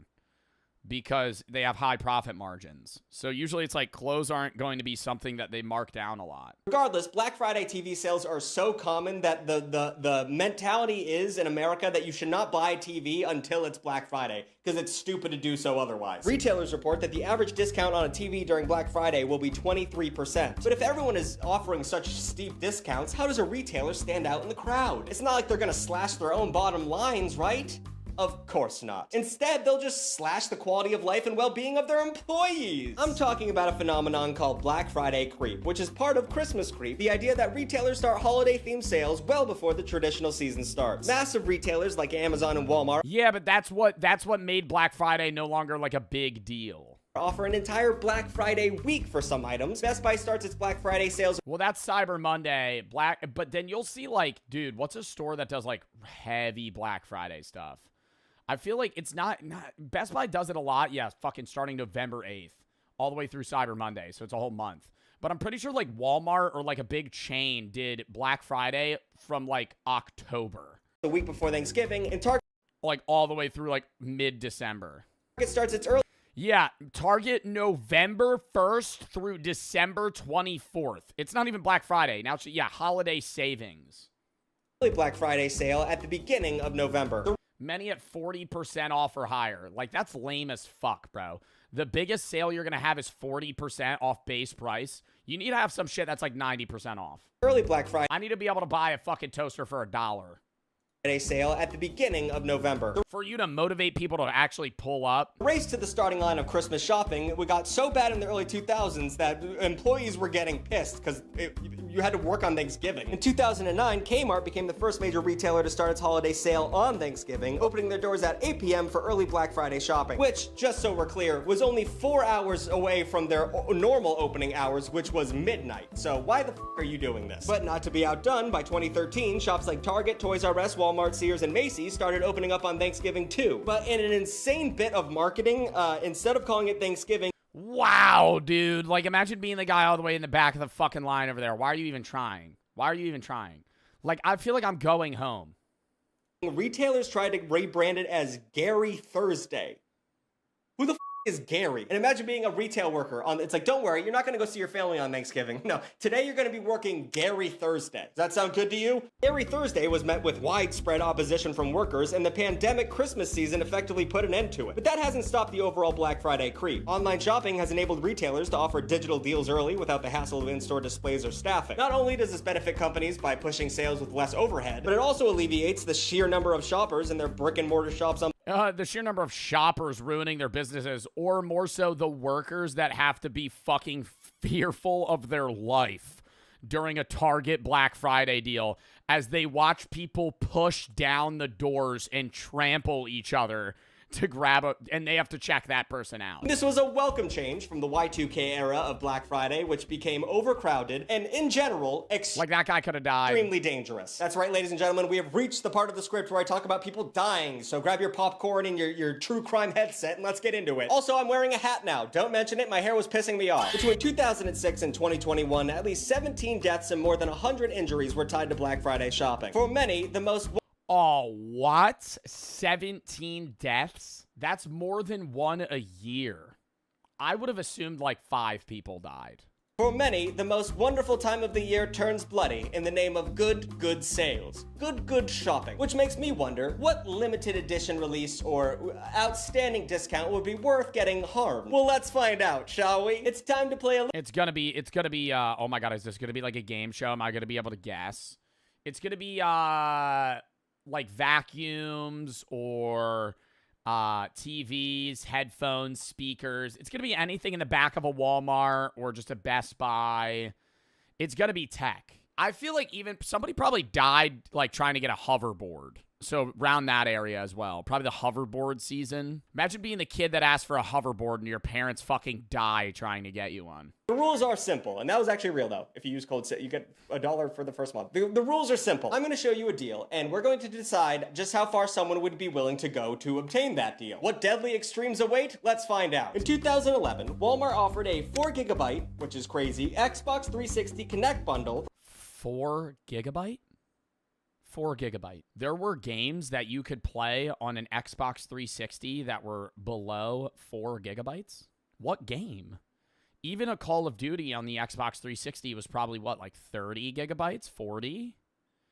Not a digital? Ooh, yeah, if you had a disc copy, how much disc space would it take? For $199.96 plus a $50 gift card. Keep in mind, So you get Xbox for $149, effectively. but they're giving you the gift card because you're obviously going to buy something that's over $50, so they're getting your business that you would rather take elsewhere. What was the price of a regular Xbox 360? Keep in mind that this bundle was sold for anywhere between $250 and $300 at the time. Not only that, Oh, it was 4 gigabytes of RAM. Games were just discs. They didn't have digital copies on the 360. Sorry. Keep in mind that this bundle was sold for anywhere between $250 and $300 at the time. Not only that, but the gift card really sweetened the bundle. That's free money, baby. You could walk out of there with a brand new console and a copy of Halo 3 for basically nothing. So what I mean, is that crazy of a deal? $300 console that you're getting for it's 50% off. I think, yeah, getting an Xbox 360 for 50% off, one of the biggest consoles of its time.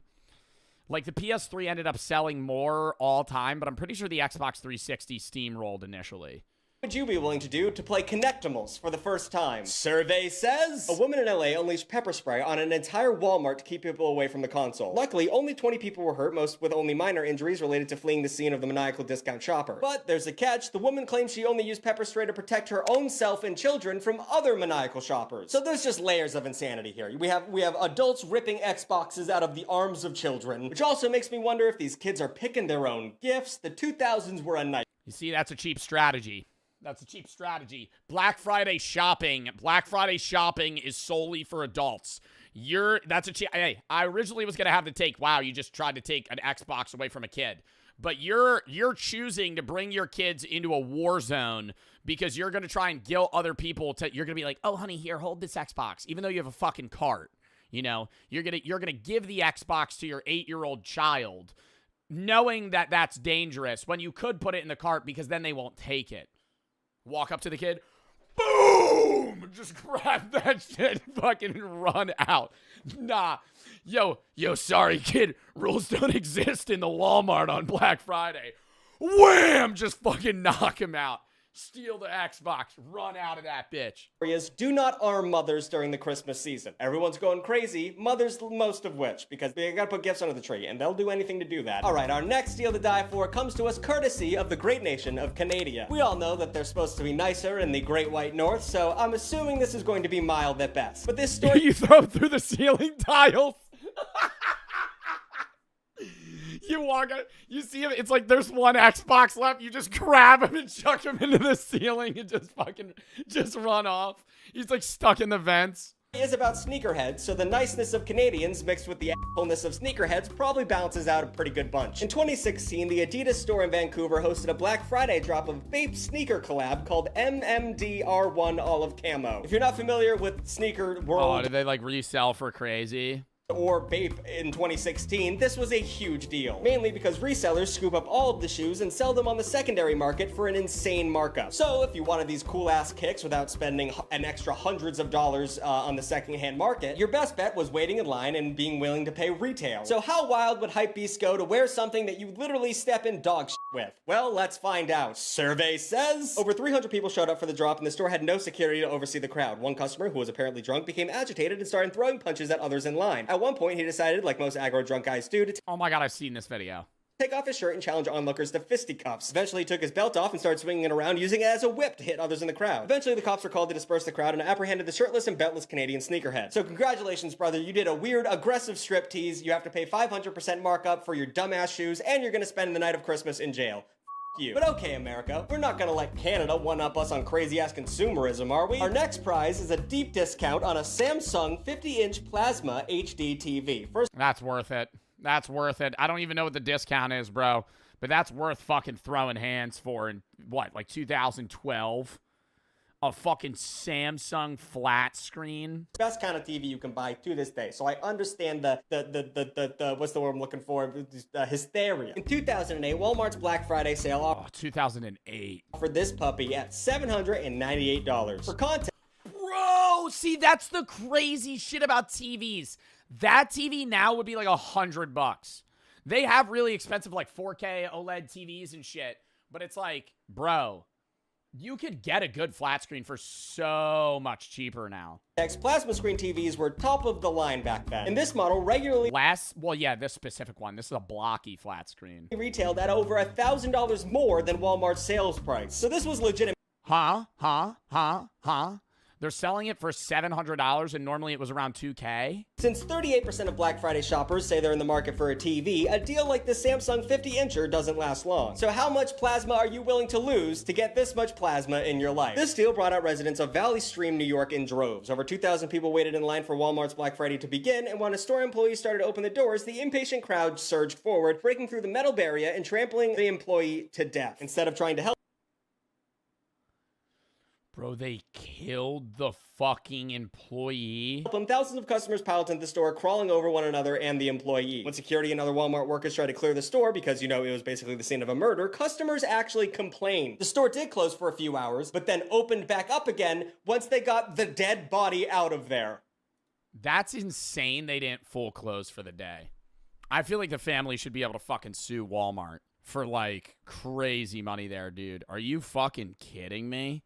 The guy gets trampled to death when they open. They close for a few hours and then fucking open back up. Yeah, sorry, we're gonna clean all the blood off the floor. But I don't know, that's a good deal on a TV. I can't talk. So that's crazy. Someone actually died, and an employee nonetheless. So now it's time for our final round of Deal or Die. And surprise, surprise, this takes place at another Walmart in Reno, Nevada in 2016. Now, the thing you have to understand is Dude, 2016, it's like, I mean, that's, almost 10 years ago, but I feel like a lot of these stories would have been like 2005, 2006. Because, like, Black Friday shopping has consistently gotten worse over the years. Meaning, like, the sales are worse. The sales are worse, so there's no reason to go. million in-store Black Friday shoppers that year. And there are only so many spaces in a Black Friday parking lot. The spaces at this Walmart were hard to come by, and the cars people drive are gigantic. So this altercation wasn't over a flat screen or, like I said, one of those dumb ninja products. It was over a parking spot. I mean, to keep in mind, there was an actual deal going on. Walmart had a killer deal on the DJI Phantom 3 drone. This puppy was marked down from $499 to $369, so that's wild. That's $100. Savings. So what would you do? $100. $100 is good, but it's $100 on a fucking $500 product. For a parking spot to get into a store that had a drone off for 26%. This one seems like it wasn't worth it. A driver was accidentally cut off in a parking lot, so he got out of his vehicle and attacked the other driver with a metal rod. The driver, who was I feel like that's just road rage. Getting his face smashed in, grabbed a gun from his car and fired through the window, killing the attacker. The shooter, fled the scene and claimed he feared for his life, and I don't blame him. So just to be I gotta, maybe fleeing the scene because there was, like, crazy people there. But I think in an instance like that, the shooter is in the right because the guy was attacking him with a metal rod. But fleeing the scene makes him look mad guilty. You know what I mean? Like, you got in an argument with a guy, he gets out of his car, starts fucking attacking you, trying to kill you. You shoot him, fine. But then you drive home. Clear, if you're ever in Reno, Nevada, just know that the Walmart parking lots there are ruled by Wild Wild West law. Just start shooting if you don't get a parking spot. But you know what the worst part of Deal or Die is? It's usually not worth the deal nowadays. With its dark roots in labor exploitation, aspirational consumerism, and violence, many Black Friday sales aren't even valued. All too often, stores jack up the price of an item right before the holiday just so they can offer a bigger discount on it without actually losing money. Last year, the $20 Amazon stick was raised by $20 the day before Black Friday and then sold at a 50% discount. That should be illegal. That should be illegal. The government should do something about that. That is insane. $20, they double the price, half it by 50%. They're just selling it for what they were selling it before. But now they're just conning you into thinking that you're getting a good deal. How are we falling for this shit? And some Black Friday sales aren't actually discounts. They're either pre-existing sales rebranded or they're just listed as sales for the hell of it. A study found that approximately Wow, it's just the same sale. I think that's scummy. I don't think that should be illegal because that's still it's still a sale. They're just calling it a Black Friday sale versus literally changing the price to then have it, but still sell it for the same price you were selling it before. A study found that approximately 41 of Black Friday items offer no real savings compared to their usual prices. Imagine getting whipped in the face with a belt, hit with a metal pipe, or shot in the chest just because you're trying to buy a drone for a regular retail price. That's the kind of behavior that will never get you into heaven. I know, I did a skit about it. But whether it's online or in-store on Grey Thursday, Black Friday, or Cyber Monday, you're gonna spend some serious money this holiday season. And hey, there's nothing wrong with that. I'm not gonna go on some spiel about the true meaning of Christmas. I want gifts, I like candy, and if I don't have good enough gifts under the Christmas tree, I act like that little bitch in Harry Potter. 45? Is it 45 or 40? I don't remember the number he says, but he's being a dick. What's his name? Trevor? No. I don't know. Trevor Dursley, is that his actual name in the game? Or not in the game, in the movie? Isn't it Dudley? Whatever. I just want you to know that every gift you unwrap during the season of giving was paid by the blood of the proletariat and ghosts of Black Friday past. Let me know what discounts you've seen in the past where you'd go— Oh, his name's Dudley Dursley. Wild Wild West in a Reno parking lot in order to obtain that sweet, sweet deal. Because let's face it, everybody has a price. New videos every Saturday and sometimes Wednesday. Like, comment, and subscribe. And sometimes Wednesday. I fucking love Big Tug. That was a fun video. Coming out.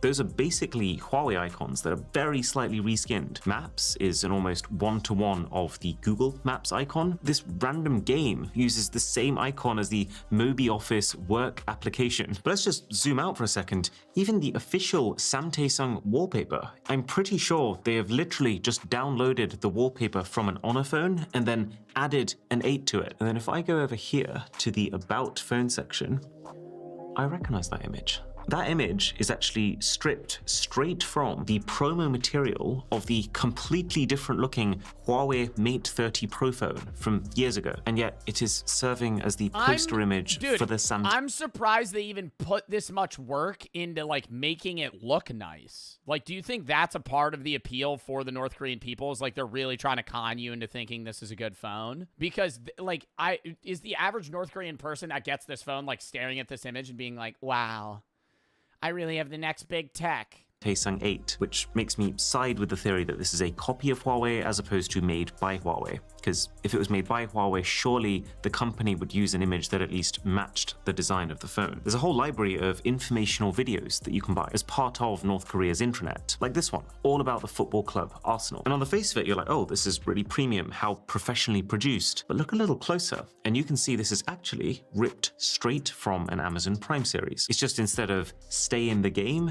it's titled Sweat for the Win. And it's got the logo of a North Korean company plastered across the entire length of it. But there is literally no way. Wait, and the North Korean people have to fucking pay for like a shitty cut, like rip of 480p Arsenal's Netflix, or not Netflix, Amazon Prime documentary. Like they're paying for like a 480p rip of like a shitty, like not a shitty documentary, but like a shitty version of a documentary. That this North Korean company could have bought the license to sell this content. Why doesn't somebody do something about this? Yeah, Zach, why doesn't Amazon fucking sue North Korea for fucking copyright infringement? There are literally sanctions on US companies like Amazon for collaborating with them. There's games too, tons of them, but I just want to show you this football game for a second. It opens with bizarrely the same logo that we just saw on the Amazon Prime show, so it seems like this is some sort of large-scale media redistribution brand who's taking international content and making it North Korea compliant. Then we see the boot up screen with the game's title being International Soccer League 2.0, which is just so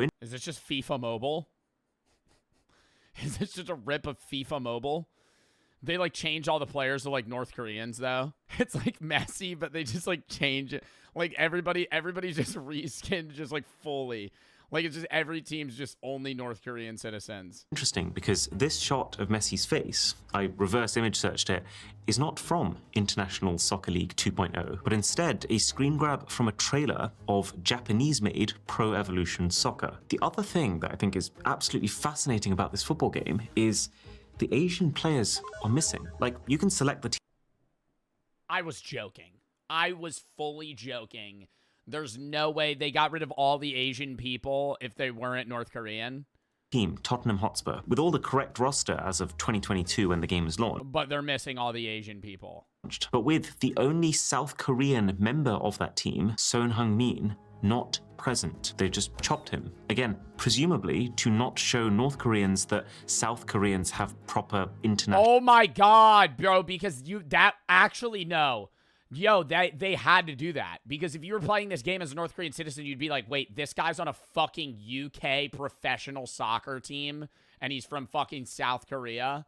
Athletic careers. In fact, just the general situation with apps in North Korea is so different to what you and I are used to. The first thing that jumps out is there's just so many of them. Like, have you ever seen this? I low-key feel like this phone emits radiation, but like not like ionizing radiation.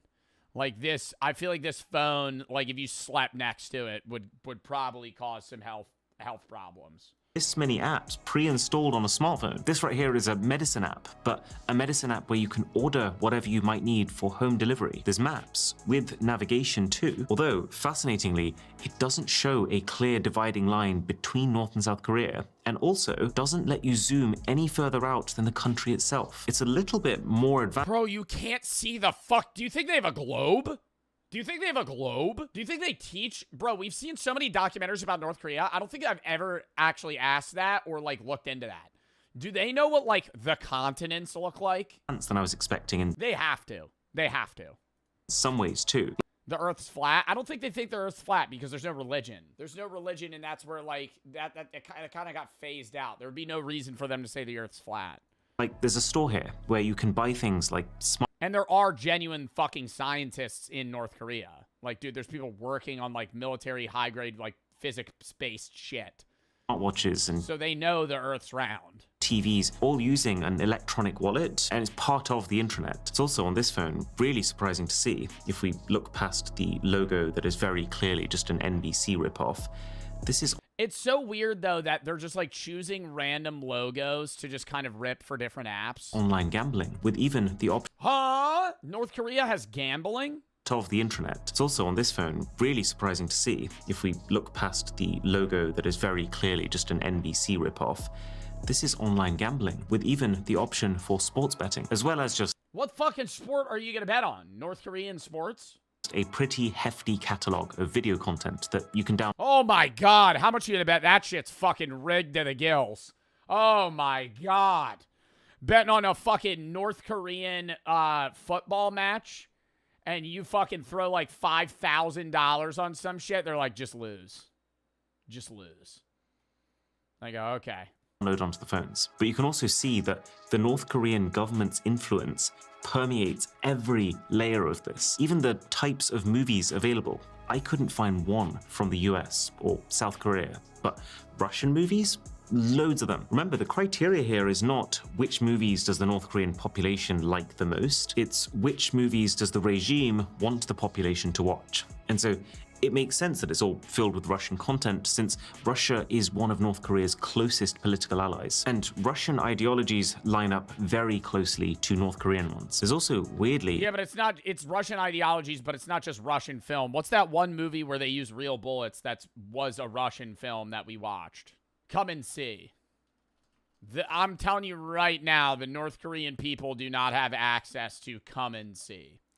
That's like an anti-war, like, movie about how horrible it is for people, and it ruins lives, families, and fucking everything. Yeah, no shot in hell they'd have that. A bunch They have access to Russian films that are pre-approved. of Indian movies, including ones that I've seen before, like 3 Idiots. The link between North Korea and India isn't as clear-cut, but the guys from Daily NK have a theory that Indian culture hits a bit of a sweet spot. It's kind of different enough to seem exotic and interesting to North Koreans, but they won't want it. but while still not posing a threat to their culture. Yeah, it's not gonna make them want to change their own culture in the way that Western content does. And then there's just a whole load of apps that feel not just guided by the government, but directly requested by them. Like this one is entirely biographies of past and current North Korean rulers. Something else I've never seen before is a general guidance app, which is split into 4 categories: laws, regulations, a legal dictionary, and then common sense, which really is exactly what it sounds. You imagine you're doing some sketchy shit on your fucking North Korean iPhone, and like out of nowhere you just get a fucking phone call and it's just Kim Jong-un's face. It's like John Pork, but worse. Sounds like it's so strange. It's like way worse. How should we legally understand the family who are relatives? Can't relatives marry? I wonder if the idea is giving... Wait, what? Legally understand really is exactly what it sounds like. It's so strange. It's like, how should we legally understand the family? Who are relatives? Can't relatives marry? I wonder if the idea is giving every single person the same set of ideologies and learnings, and even there's like a humor section here, so that they affect... Yeah, it says something about same-sex marriage. I'm assuming North Korea doesn't like gay people. Effectively become the same person, to squash individuality. There's even a cooking app which guides you through how to make traditional North Korean cuisine. And all of these more official looking apps, they open by first showing you a famous quote from one of their leaders, which so feels like something you'd see on the loading screen of a dystopian video game, but this is real life. And then there's also just a ton of games to play. Oh my god, ton of games to play. This shit looks like it was made by ChatGPT yesterday. That looked like some shit I would have played in like 2008. Most of them feel pretty simple, with a big emphasis on offline play, which is true for the whole phone experience. It's actually wild how much we've been able to show and do, and that's all no doubt because the internet situation in North Korea is so sketchy. So crazy amount of stuff on both of these phones. But there's a very good reason for that. See, getting new apps is not as easy for North Koreans as it is for us. They have an app store. You can download apps on your own, but, and I can't actually quite wrap my head around how this is the reality, you can't open those apps until you've taken your phone to an in-person store where they will authorize them for use and download the necessary back-end data for them to function. And believe it or not... What? So if you want to download an app to use it, you have to basically redo like a background check at like a physical fucking phone store for them to like give you access to play fucking Flappy Bird. There's an extra wrinkle that comes with this. Your apps in North Korea expire. So this one here is telling me it's... Oh my god, you have to get renewed access to use an app. Oh my god. Do you have to pay? Is that money? Run out, and he's basically asking if I want to pay for 6 months or for 12 months for a bit of a discount. Effectively making Oh my god! Don't let EA get their hands on this. Don't let EA get their fucking hands on this. North Korea's charging people to use an app. They have a paid subscription service for like a fucking free thing. Like just a regular app you would use on your phone. Free app, a paid subscription. Even ones you would not expect to be, like the laws of North Korea. Bearing in mind, North Korea is one of the poorest countries in the world, with its national income per person being just 3.4% of that of South Korea. Then how are they buying phones? This has to be solely restricted towards like the top 5% of North Koreans. Like I could see the average not the average North Korean. I could see like a middle like not middle class. I want to say the median North Korean individual by income having like a pager where they have like a phone that like is so restricted.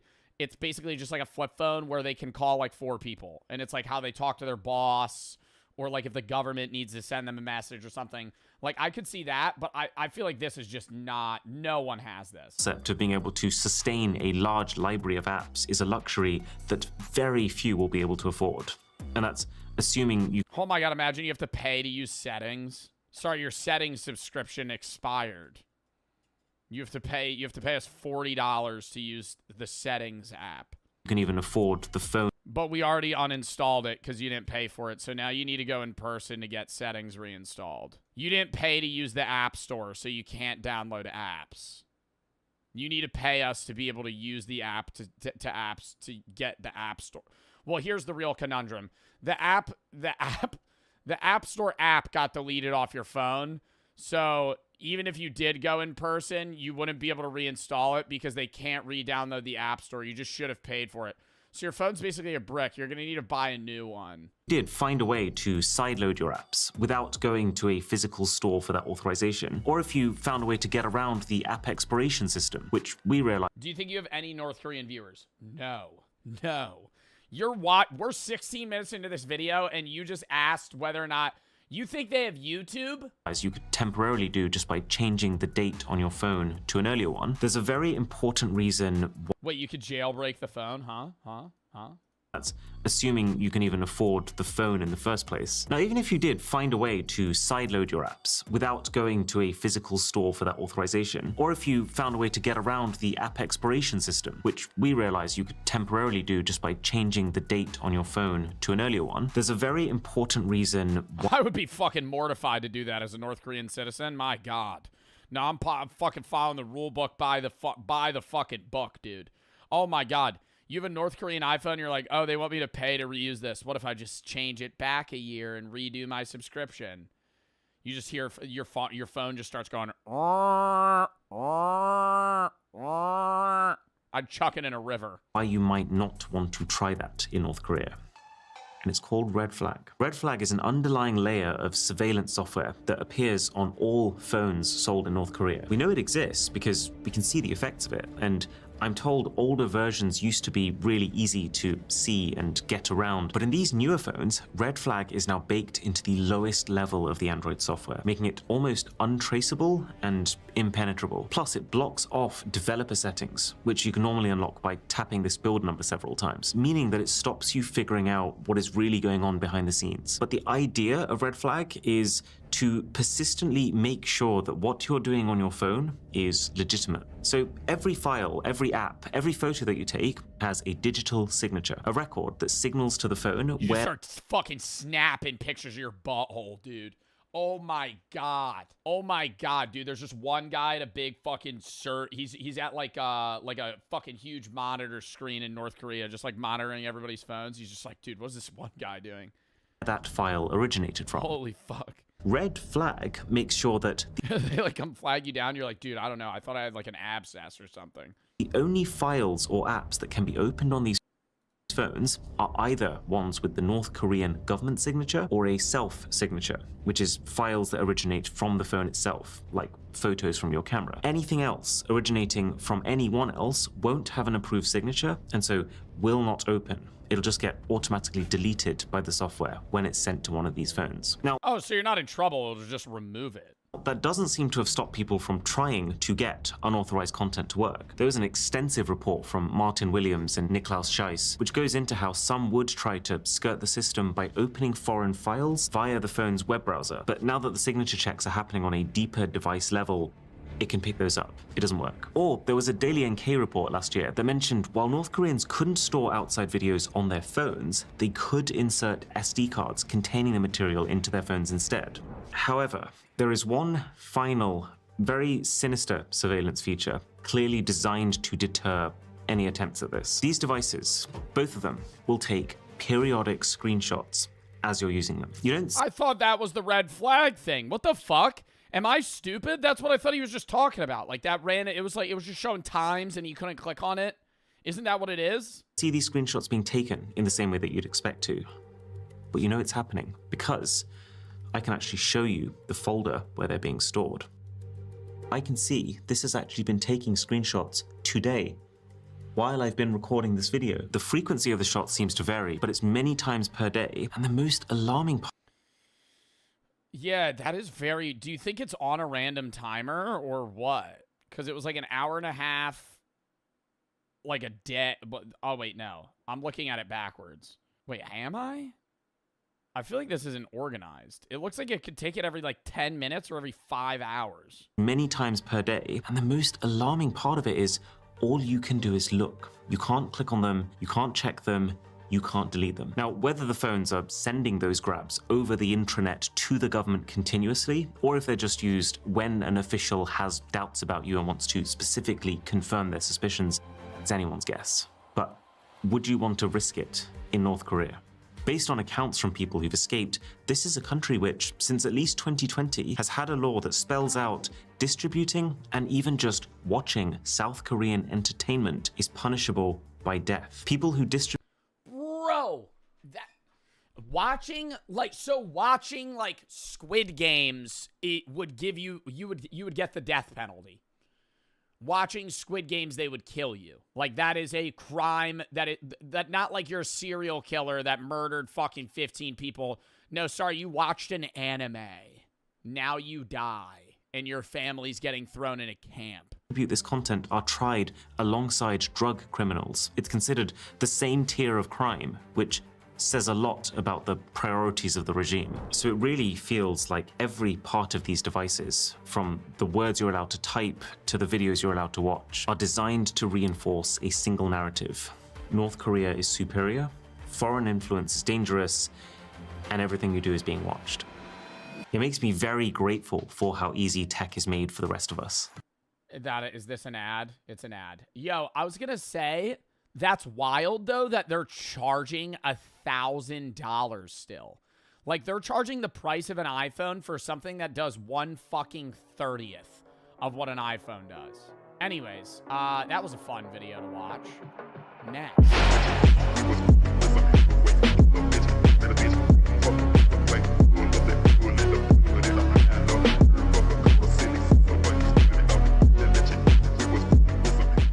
The only restaurant for 913 square miles. This video is like 12 years old, but it popped up on my recommended and it looks fucking interesting as shit, so we're watching it.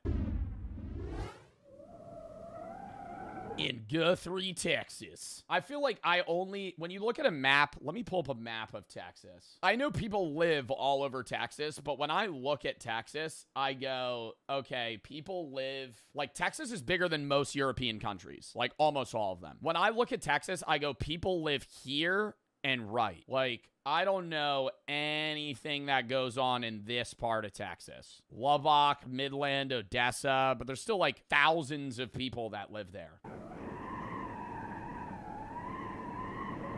Mountains and it's probably oh God. We in Guthrie. are isolated from the world.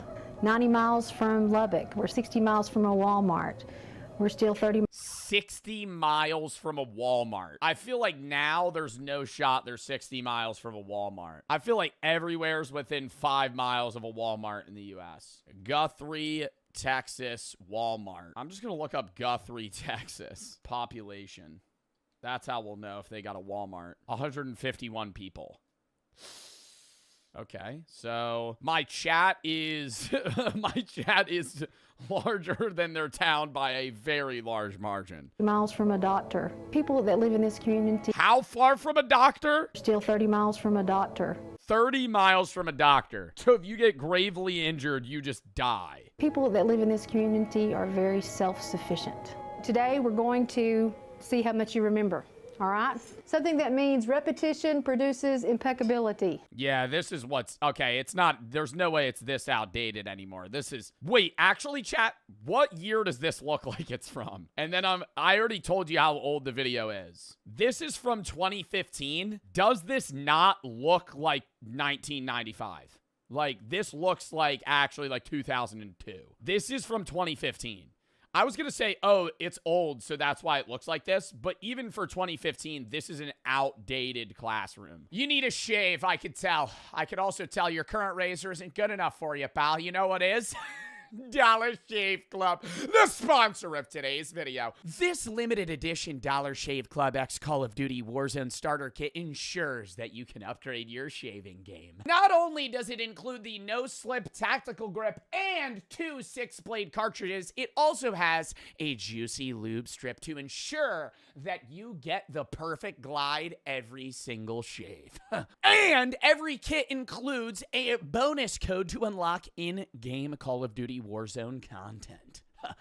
What a deal. Not only do Dollar Shave Club blades offer pivot precision, enabling you to maneuver your shave in a smooth and efficient manner, but it also has longer lasting blades, so you don't have to replace your cartridges all the time. So make sure to click the link in the description and get your limited edition Dollar Shave Club and Call of Duty Warzone starter kit to better your shave, as well as get some in-game bonus content. Hey, while you're at it, pick up some Dollar Shave Club butter. Thank you to Dollar Shave Club for sponsoring this video.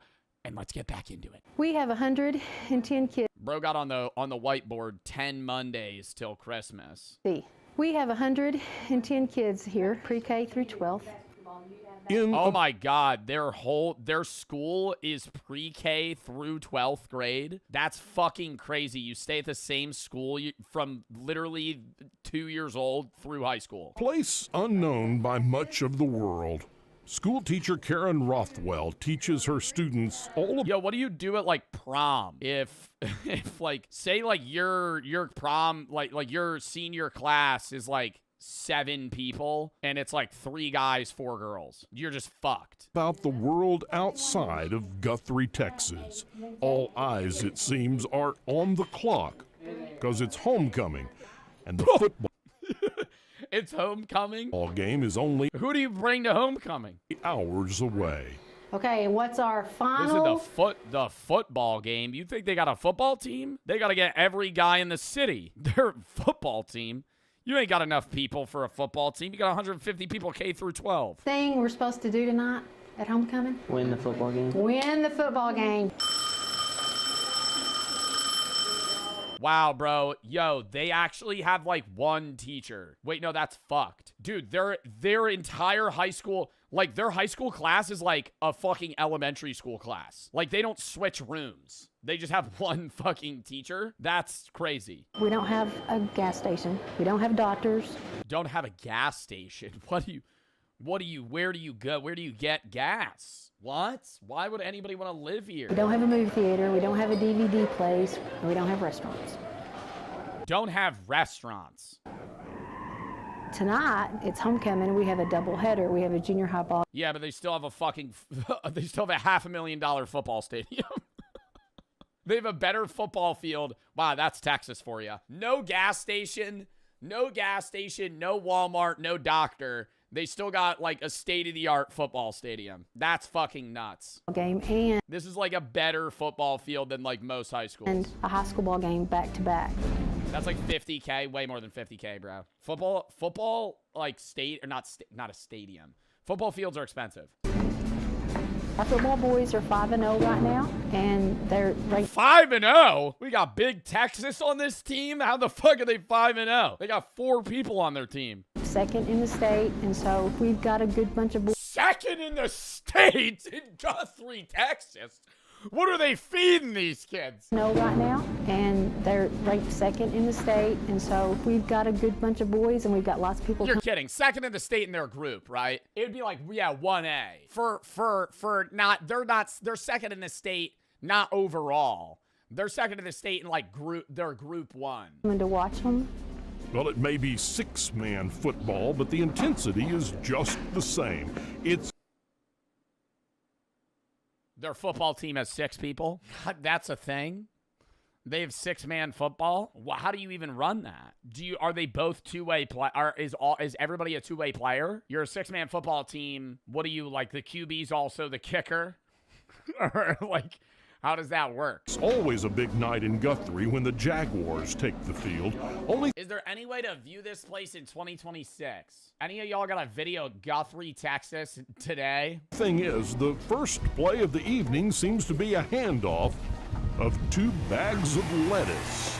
Okay, boys, y'all slice these up and put them in the bags, okay? Dion. They're cooking? What is happening right now? They have to make food before the game? It's a big deal. It's the Are only they cutting lettuce? place to eat. Keep going. All the way. Come on, come on, come on. There you go. In this town, and the entire county for that matter, the concession stand at the football field is the only dining establishment within 913 square miles. And it's only open during football games. Put them right here.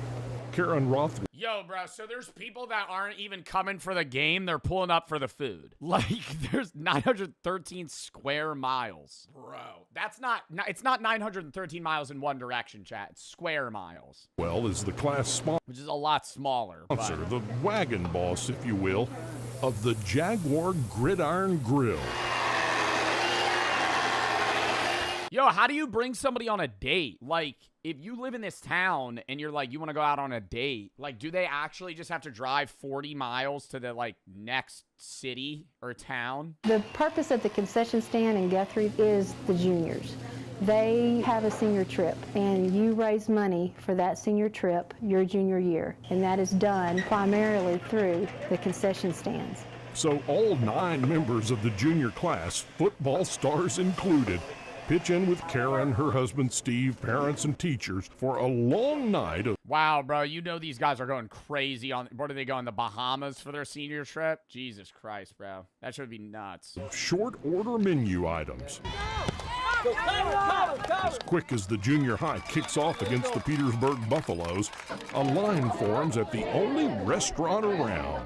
Let's see what we got here. What y'all get? I got a cheeseburger. Yeah, cheeseburger right here. And this is a frito pie for him.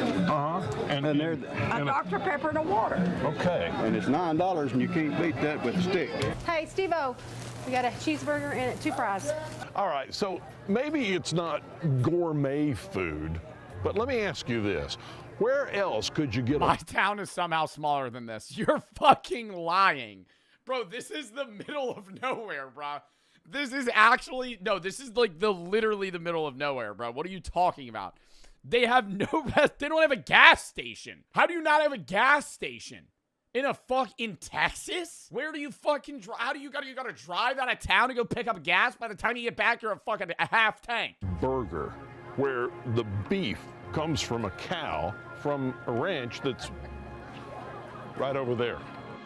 What did that shirt say? 1 town, 1 school, 1 family. Oh, God.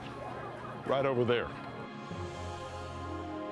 The Gibson Ranch, They have a 2-pump station now. Masterson, the Pitchfork, and the Sixes, and they all generously donate beef to us. The Jaguar Junior High makes it look easy with a 40-0 win. And the 40-0 win. Yo, these kids would get fucked up in any other group, bro. I'm not gonna lie. I'm looking at this kid right now. I'm telling you, this kid would get put in a coma in like a fucking Group 4 game. Like, it would be unreal, dude. Holy shit. This is crazy. 1A football, bro. A 6-man team. I didn't even think that was real. And the Guthrie varsity athletes take off the apron. Varsity, bro. Do they even have, you're telling me they have a JV team? They have a JV team. And are finally ready to take to the field. So you've been working hard over there in the concession stand already. Yes, sir. You're going to go out and play a football game. What do you think's propping this city up? Farming. And then you got to go back to work. You're bullying a 13. I'm not bullying them, bro. Number one, this video is from over a decade ago, right? We're watching history in the making. Number two, I'm talking about how bad their team would do against a non-1A team. The reason I complain about that is because when I did sports in high school and I was at an all-guys school, they doubled our school size against other teams. So we would go against schools that had 4,000 kids, and we would get dogged on because they just had a higher athlete pool. Work in the concession stand? Yes, sir. You're okay with that? I guess. That's what I got to do. All right. Junior Queen nominee, Candace Tarver. Nobody in the... Also, am I wrong? This is just like the Packers helmet, no?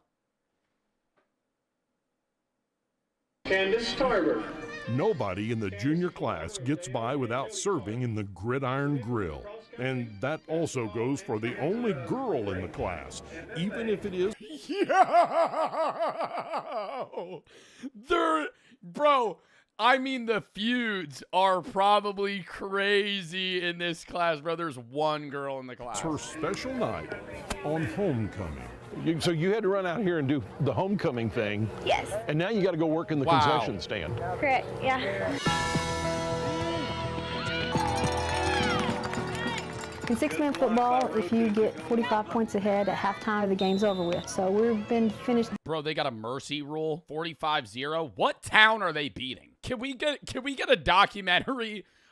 Bro, we're watching Guthrie, Texas right now. What fucking town is losing to them? Can we go see whatever? Can we get a documentary on whatever town is losing? Because what the fuck are they doing over there? By halftime every game. Seymour, Texas? Is that a city? Play after play, the line never lets up at the only restaurant in King County. Outdoor dining, fresh grain-fed beef, served under a full moon in West. Bro, you know they're getting drunk at this game, bro. Getting drunk and driving home, bro. There ain't nobody on the road in this fucking town. Texas. What'd you order? A Frito pie. A Frito pie. Yes, they're awesome. That sounds fucking disgusting. From here. I just had a bowl of chili. It was good stuff. It was good stuff. I think it was probably made from 4-6 beef. You think maybe? And it was fresh. Yeah, and it was good. Walking around a few hours ago. Yeah. Probably in the pasture a little bit ago. This is the best concession stand in all of Texas. Bite my tongue, bite my tongue. Well, as time runs out in the first half, officials call the game over at 52-0, bro. I've never seen that in my life. I've never seen that in any football game at any level. 52-0. It's over. 52-0, bro. I would actually IRL/FF. I would be like, we're cooked. Why are we even trying? It's over. We might watch the band march. 70-20 in the NFL, that's better. Losing 70-20 is better than 54-0. You didn't score, and they called the game, right? 54-0, you forfeited, right? 54-0 is so much worse. I would rather, if you lose 72-0 or 72-20, you at least scored. You know, you got a touchdown, you got 2 touchdowns, a few field goals. Their band might actually march. I hope they let their band march. I mean, they brought them this far. Well, yeah. Don't let their band march, bro. They got to go sulk in the parking lot. You know, so. Gotta let the band march. They ought to let the band march. I mean, we don't get to see that very often in Guthrie, so, you know, all right. The band, it's just one kid with a flute. Give a band. Let that band march. Let the Guthrie, Texas band play next. That's exactly right. What? How do you have 80 people on your fucking band team and you're losing 54-0 to Guthrie, Texas, bro? How are you losing? Why do they have that many people on their band?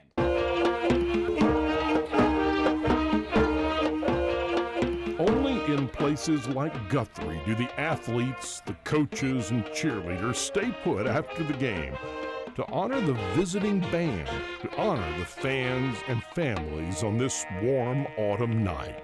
This is a great place. This is a unique place. Not every small school is like Guthrie at all. These kids work really hard. And so when they graduate next May, when we go on that trip. So I gotta say, the nostalgia for the people that grow up here is probably fucking crazy, you know? Like, I bet there's people that hate it and they, like, want to leave. And obviously, I think that's most people that grow up in this town are probably gonna go live somewhere else. But, like, the nostalgia's nuts. Because this is, like, nowhere else is like this. It will mean a lot because they're my kids too. I may just teach them, but they're my kids. Do you think they're crazy racist as well? I don't know. I will say I haven't seen one non-white person, but that doesn't mean that it's racist. Never mind. Never mind. Karen Rothwell says you don't need white tablecloths or valet parking when you're the only dining establishment in a 913 square mile area, and you're only open a few nights in the fall. There may be a long list of things Guthrie, Texas does not have, but it's what they do have that seems to have built a solid foundation for the young people lucky enough to call this place home. A pure, untarnished belief in family, hard work, and determination, found in an isolated corner of the rolling plains of Texas. I loved this video. At the end of the night, when everybody's gone home and it's just my husband and I are closing up, it is a sense of relief. It's also a sense of accomplishment in the fact that we fed everybody within 913 square miles, I guess you could say. Yeah, they probably pull in mad money, though. Like, they, in their single football season, they raise enough money to send everybody on a senior trip. I wonder where they go. Is there any other documentaries? Now we gotta look. Chat, if there's any other shit like that, send that in the video suggestions down. That was awesome.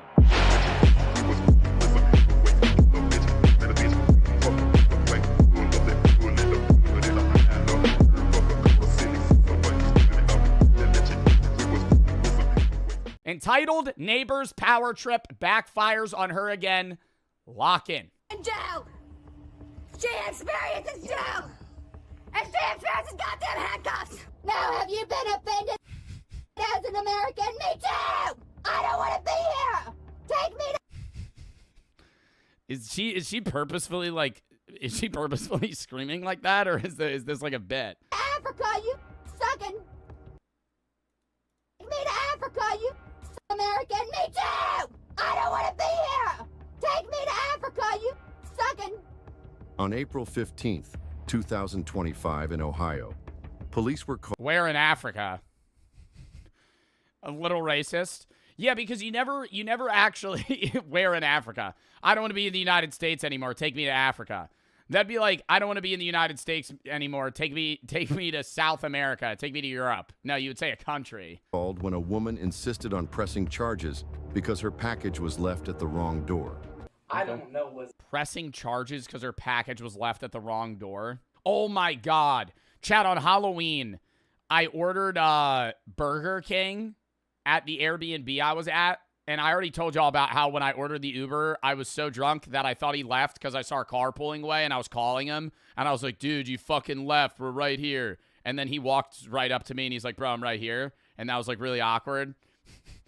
When we got back, I ordered Burger King, and the guy dropped it off like 3 doors down, and he drops it off at like 2 in the morning, and I like see on my phone that it arrived. I'm like, oh shit, I open the door, it's not there. I hear like people walking down the street, and I immediately in my head go, they fucking took my Burger King.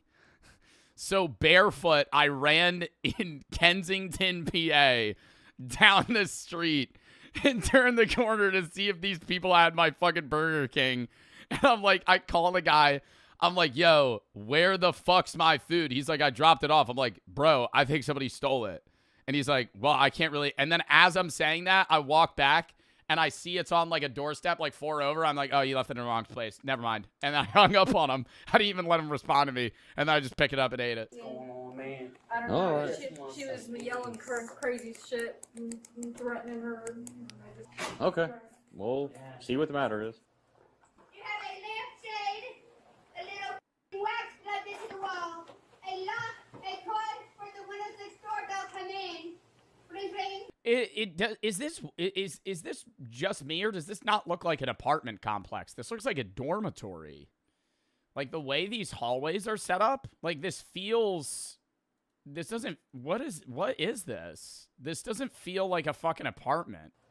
You have a lampshade, a little wax plugged into the wall, a lock, a cord. It's assisted living. Windows next door don't come in. Ring, ring. Wired into the wall and a tiny house.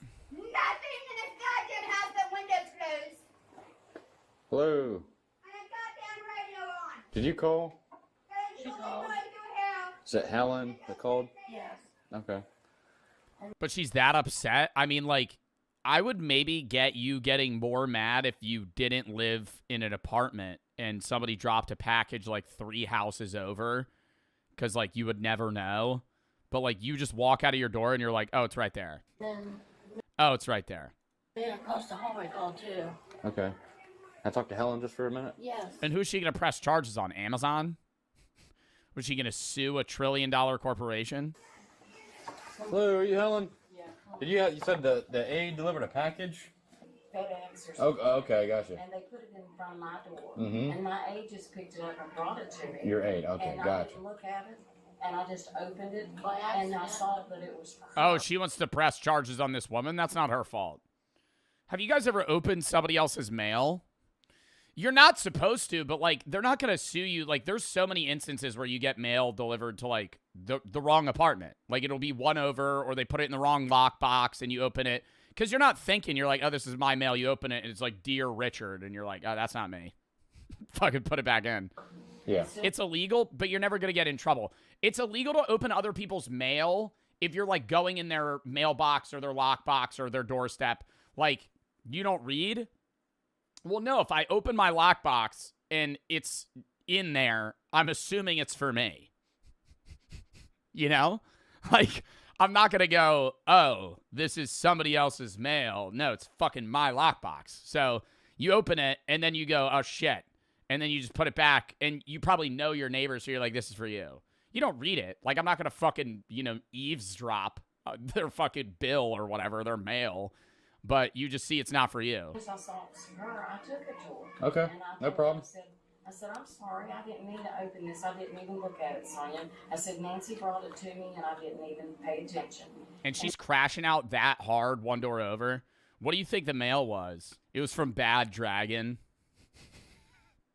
Then I'd maybe get the crash out. It's just like a fucking dragon fucking dildo. Like that, then I'd be like, oh shit. You weren't supposed to open that.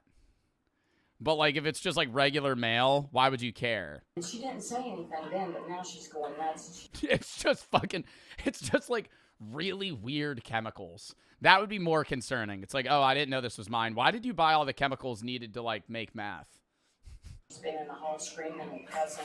This is the third time. But she has it in her apartment? She threw it in the hallway and was trying to give it to me, and I wouldn't take it. Okay. Put it back by her. Okay. But she told me that she's going to follow. Do you think she's screaming? Who do you think she's screaming at right now? Like, we hear her in the next door. Way too many photos on the wall in this house. Could I say that as well? I'm not trying to judge the inner decor of an individual's living, quarters. Do as you wish. But I feel like I'm in a Cracker Barrel, okay? The wall is full of imagery. Too much, I would say. There's 35 fucking hanging portraits right here. Federal charges on me for opening her mail, and that I'm the reason. I love it. Oh, I can respect it. It's like a grandma living space, She's getting addicted. Yeah. Can I turn on subtitles? Because I feel like I can barely hear this woman, and then when the other lady starts screaming, I'm not going to know what she's saying. But she told me that she's going to file federal charges on me for opening her mail, and that I'm the reason she's getting addicted. Yeah. This is the third time that the laws come today. Yeah. And the guys, I was here earlier. Oh, were you? Mhm. I know that one of them said that if she does it again, they're going to take her. Yeah. See what we could do here.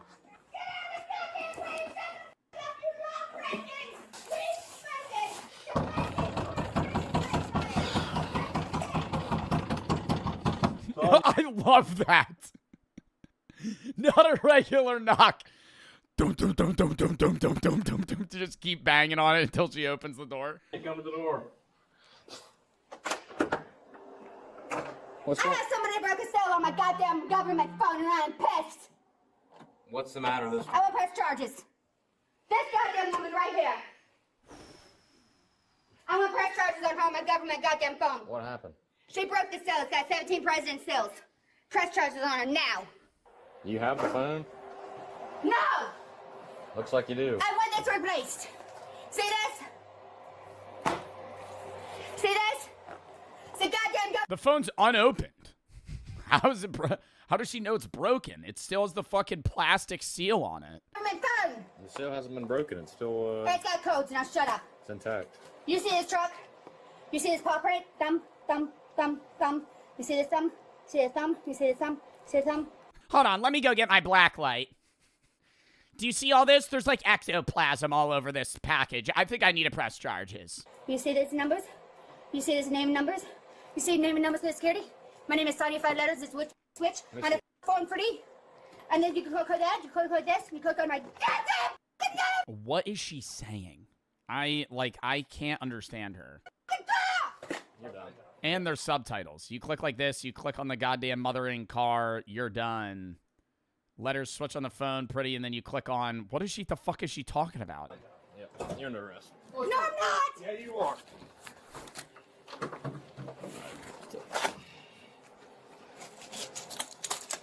Now who opened my phone shit?